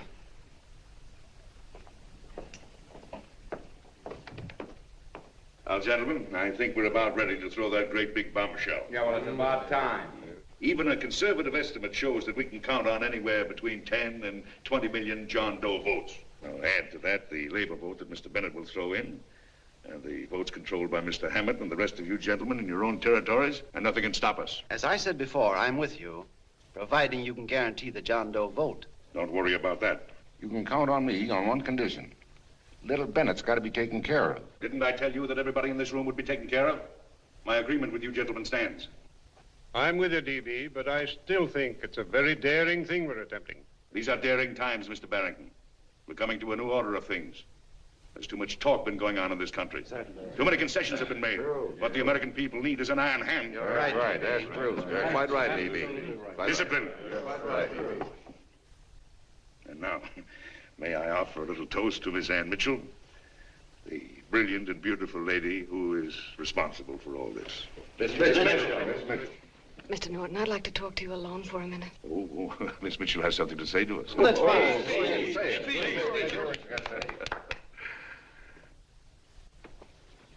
Hello.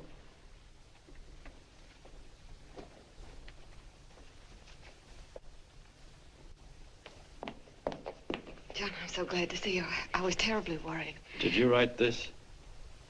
Yes, I did, John, but I had no idea what was going on. You didn't? No. That's a swell bracelet you're wearing. John, why aren't you at the convention?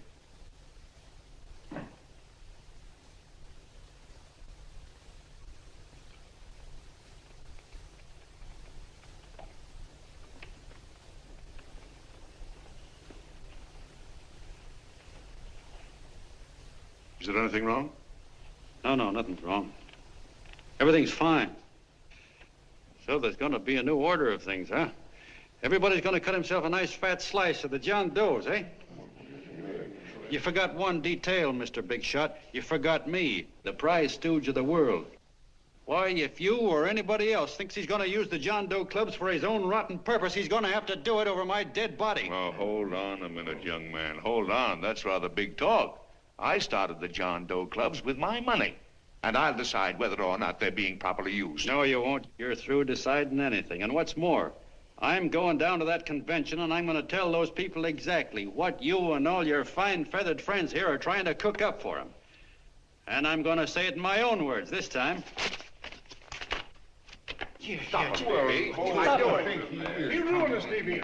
Wait a minute, fella. My uncle wants to talk to you. Listen to me, my son.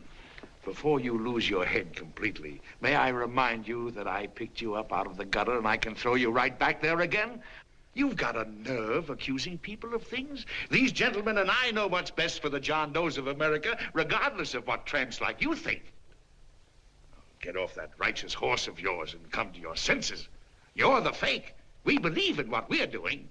You're the one that was paid the 30 pieces of silver. Have you forgotten that? Well, I haven't. You're a fake John Doe, and I can prove it. You're the big hero that's supposed to jump off tall buildings and things. Do you remember? What do you suppose your precious John Does will say when they find out that you never had any intention of doing it, that you were being paid to say so? You're lucky they don't run you out of the country. With the newspapers and the radio stations that these gentlemen control, we can kill the John Doe movement deader than a doornail. We'll do it, too, the moment you step out of line. Now, if you still want to go to that convention and shoot your trap off, you go ahead and do it.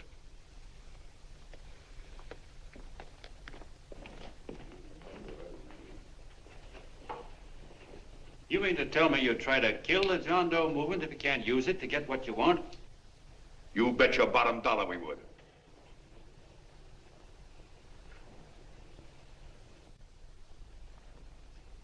Well, that certainly is a new low. I guess I've seen everything now. You sit there back of your big cigars and think of deliberately killing an idea that's made millions of people a little bit happier. An idea that's brought thousands of them here from all over the country, by bus and by freight and jalopies and on foot, so they could pass on to each other their own simple little experiences. Why, look, I'm just a mug and I know it, but I'm beginning to understand a lot of things.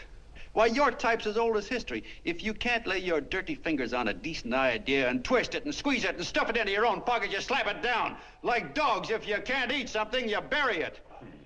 Why, this is the one worthwhile thing that's come along. People are finally finding out that the guy next door isn't a bad egg. That's simple, isn't it? And yet a thing like that's got a chance of spreading till it touches every last doggone human being in the world, and you talk about killing it. Why, when this fire dies down, what's going to be left? More misery, more hunger, and more hate. And what's to prevent that from starting all over again?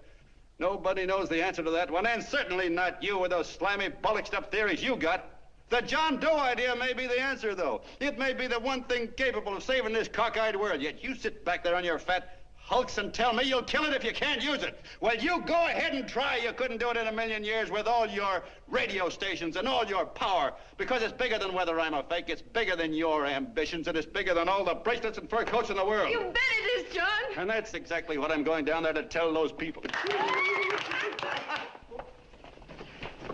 A minute, you ungrateful rat. My uncle's been too good. He's getting away. Give me the bullet. John! I've always told you, D.B., you're playing with dynamite. Which way? All right, now, girl, get away. Before he gets through tonight, he'll ruin us all. I'll stop him cold. Don't worry, I've been ready for this. John! Oh, John, please listen to me. Please, I can explain everything, John. I didn't know what they were going to do. Let me go with you, John. John, please. Go ahead, driver. Ballpark. Explain it to you, John. Please let me go with you. Please. John! Mr. Martin wants to see you. Listen to me, Mayor Lovett. You do as I say. I want them both arrested. You tell the police department to pick up Connell. I've got the girl here. I've got the bullet. I don't care what you charge him with. If you're worried, let him go in the morning, but keep him in jail overnight. Hello, Bulletin. Put that wire on.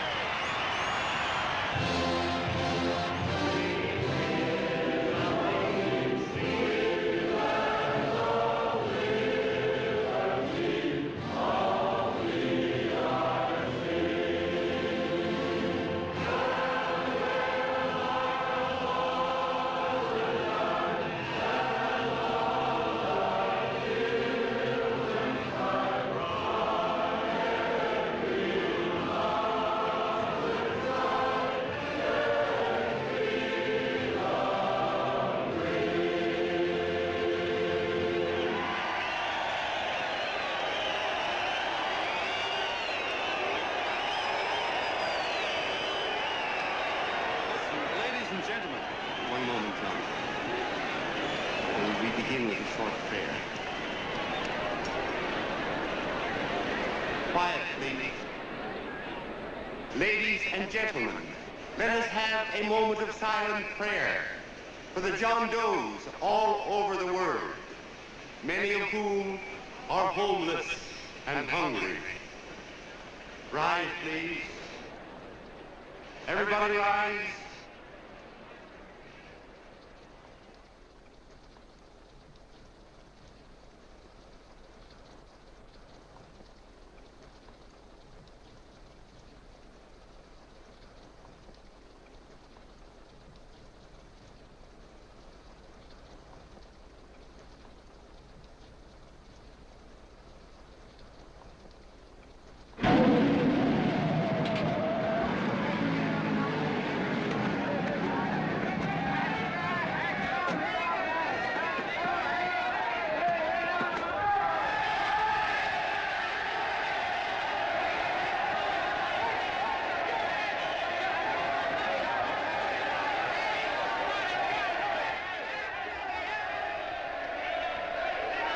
Newsboys. Hundreds of yelling newsboys are swarming into the park like locusts. They're yelling John Doe's a fake. Fake.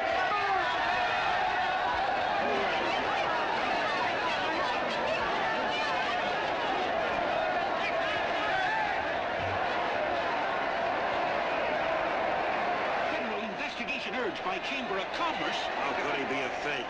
It must be some kind of a gag. A what? A gag. A gag.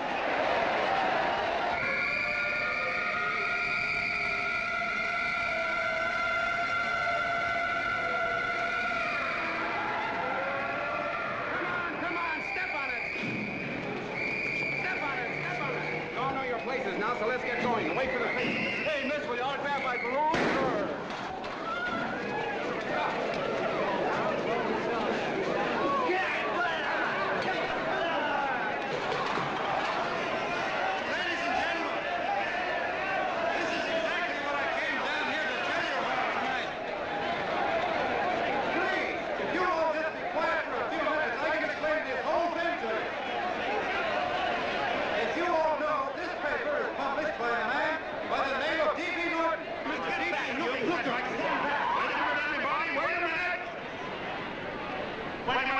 Gentlemen,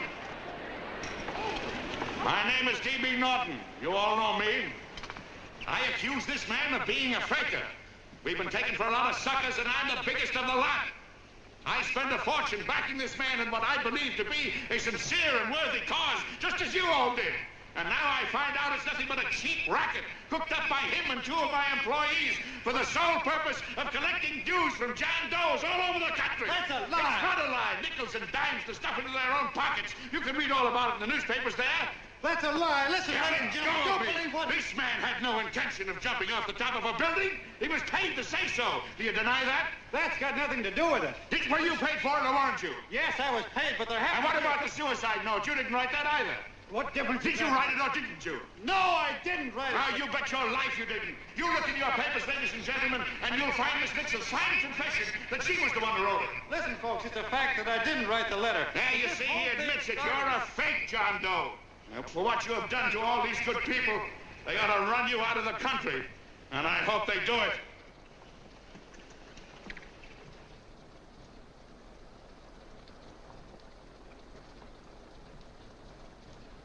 Speak up, John. We believe you. Please, listen, folks. Now that he's through shooting over his face, I've got a couple of things to tell you about... Come on, the rest of you get in here and riot. Break this crowd up. Come on. I'm sorry, folks, but we can't hear him anymore. Something's gone wrong with the loudspeakers. John Doe's a fake! Boo! They can't hear me. Boo! This thing's not working. Ladies and gentlemen.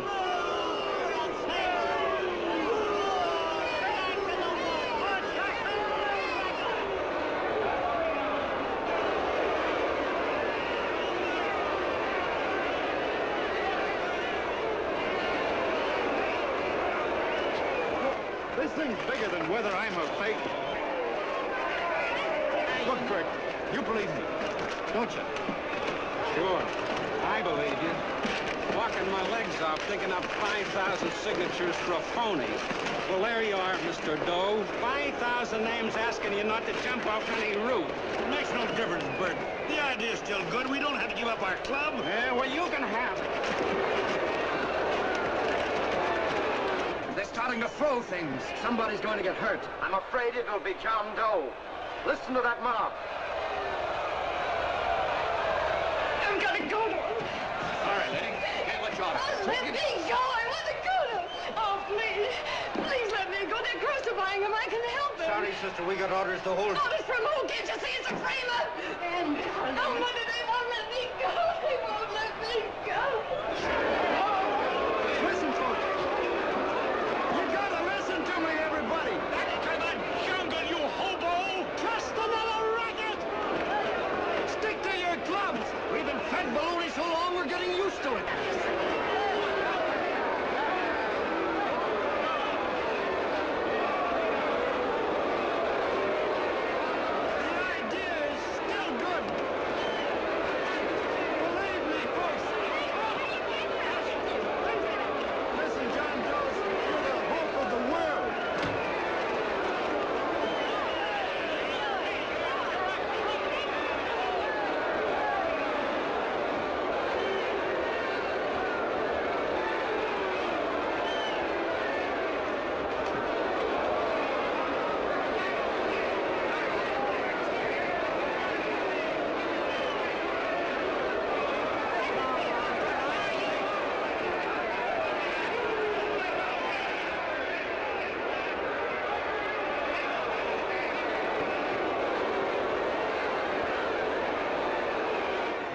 Managed to get him out of the park. But if that boy isn't hurt, it'll be a miracle. Ladies and gentlemen, this certainly looks like the end of the John Doe movement. Well, boys, boys, you can chalk up another one to the Pontius pilots.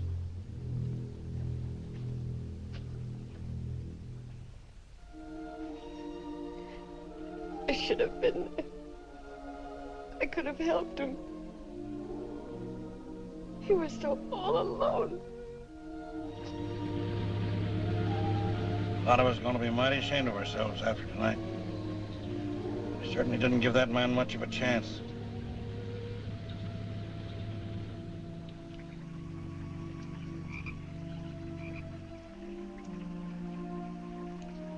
Have some more coffee, Long John? No thanks, Connell.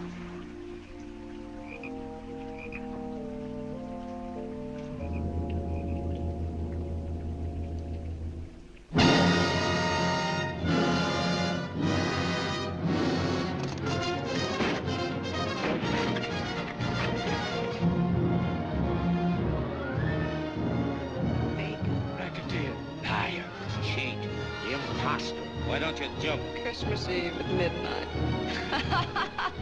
Bye, Mr. Doe. You're a wonderful man. And God bless you, my boy. Now get in there and catch you. You're a fake John Doe, and I can prove it. You're the big hero who's supposed to jump off tall buildings and things. Do you remember? What do you suppose your precious John Does will say when they find out that you never had any intention of doing it, that you were being paid to say so? Christmas Eve at midnight.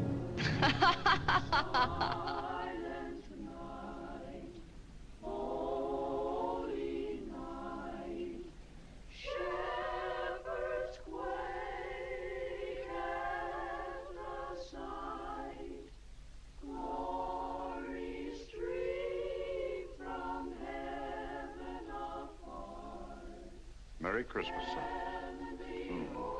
Merry Christmas.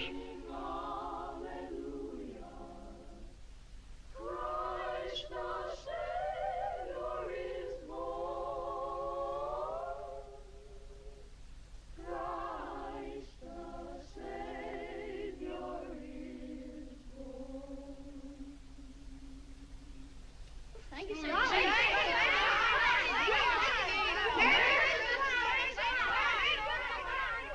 Who? John Doe. Is that screwball still around? Dame's been calling all day. Sure, I know. Yeah, at midnight, huh? Okay, lady. We'll have the place surrounded with nets. They're laughing at me.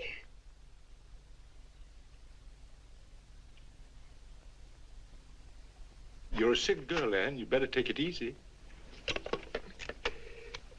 Whom are you calling now? You called that number not 10 minutes ago. Hello, Mr. Connell. Have you seen him yet? Now listen, Ann, he can't possibly get in without our seeing him. I'm watching the side door and the colonel's out front, so stop worrying. Oh. Thank you.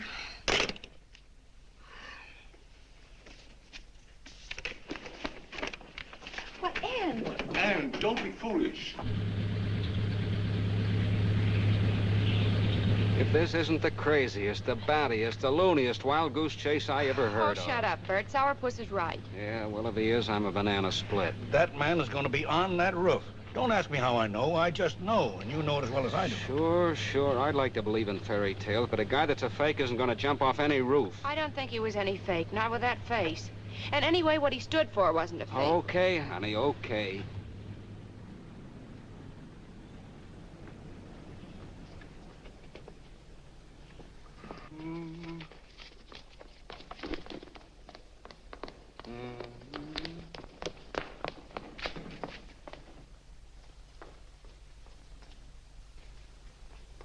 Elevators ain't running. Colonel, You shouldn't have got out of bed, miss. has he been here? No. Have you seen him? I ain't seen him for a week. Where's Connell? He's watching the other door. Oh, gee, you're swell. Oh. No sense in going up there. I've been here for hours. He ain't here. Let me go, will you?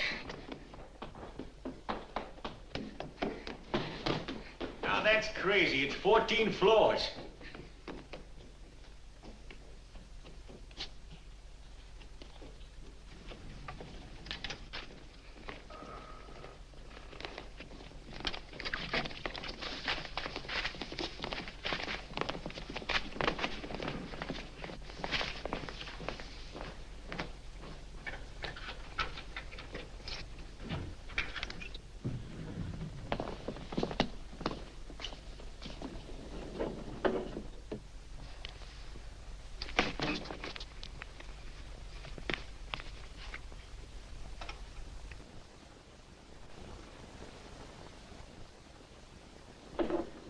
far as the elevator goes.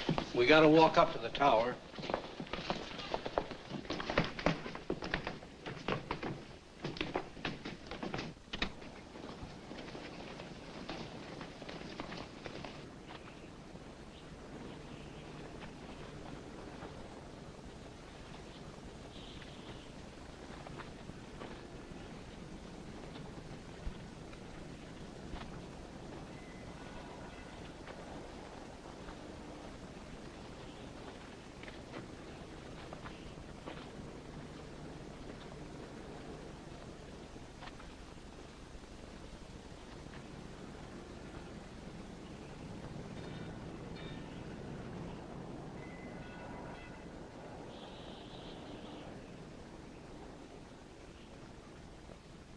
That tramp was probably full of Christmas cheer and asleep in some flop house. Let's go. I've got to decorate my tree.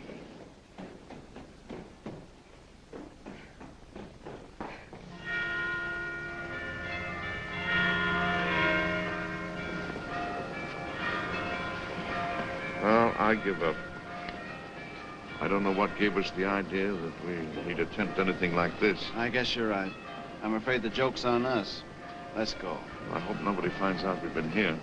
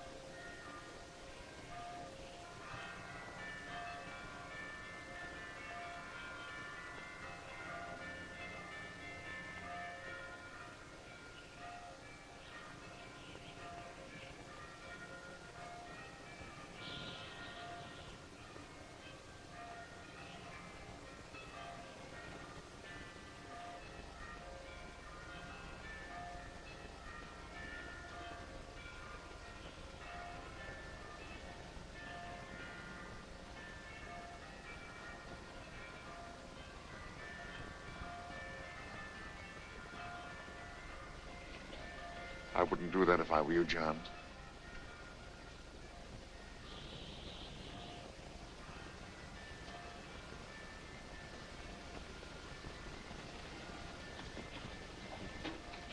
It'll do you no good. The mayor has policemen downstairs with instructions to remove all marks of identification you may have on your person. You'll be buried in Potter's Field and you will have accomplished nothing.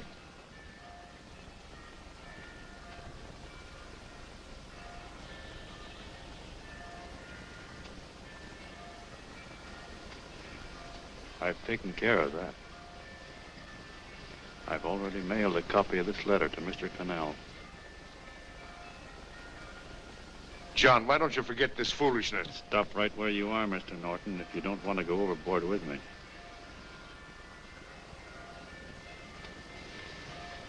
I'm glad you gentlemen are here. You killed the John Doe movement, all right. But you're going to see it born all over again.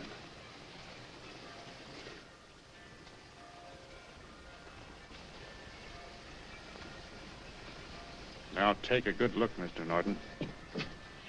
John! John! Oh, John, no, I won't let you. I love you, darling. Oh, please. Please don't give up. We'll start all over again. Just you and I. It isn't too late. The John Doe movement isn't dead yet. You see, John, it isn't dead or they wouldn't be here. It's alive in them. They kept it alive by being afraid of That's why they came up here. Oh, darling. Sure, it should have been killed. It was dishonest. But we can start clean now. Just you and I. It'll grow, John, and it'll grow big because it'll be honest this time. Oh, John, if it's worth dying for, it's worth living for. Oh, please, John. Oh. Oh, please, please, God, help me. John, look at me. You want to be honest, don't you? Well, you don't have to die to keep the John Doe idea alive. Someone already died for that once. The first John Doe. And he's kept that idea alive for nearly 2,000 years. It was he who kept it alive in them. And he'll go on keeping it alive forever and always. For every John Doe movement these men kill, a new one will be born. That's why those bells are ringing, John. They're calling to us. Not to give up, but to keep on fighting, to keep on pitching. Oh, don't you see, darling? This is no time to give up. You and I, John, we... Oh, no. No, John. If you die, I want to die, too. Oh, I love you. Oh, John.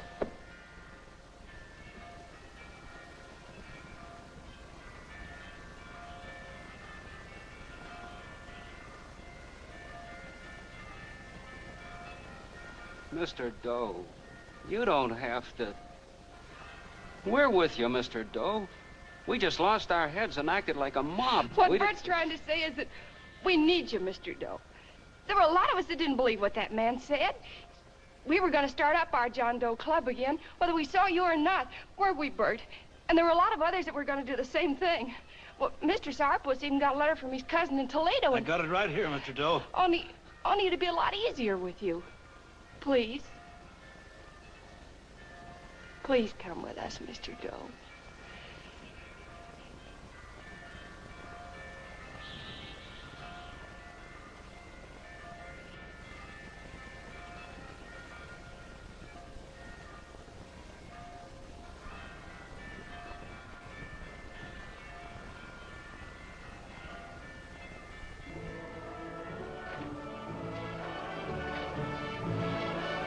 Long John. Mr. Doe. Here, we'll help you with her. She'll be all right. Mr. Doe, take her right down to the car. And right up. Look, we got a car right down to her. Lay on, Norton. The people. Try and lick that.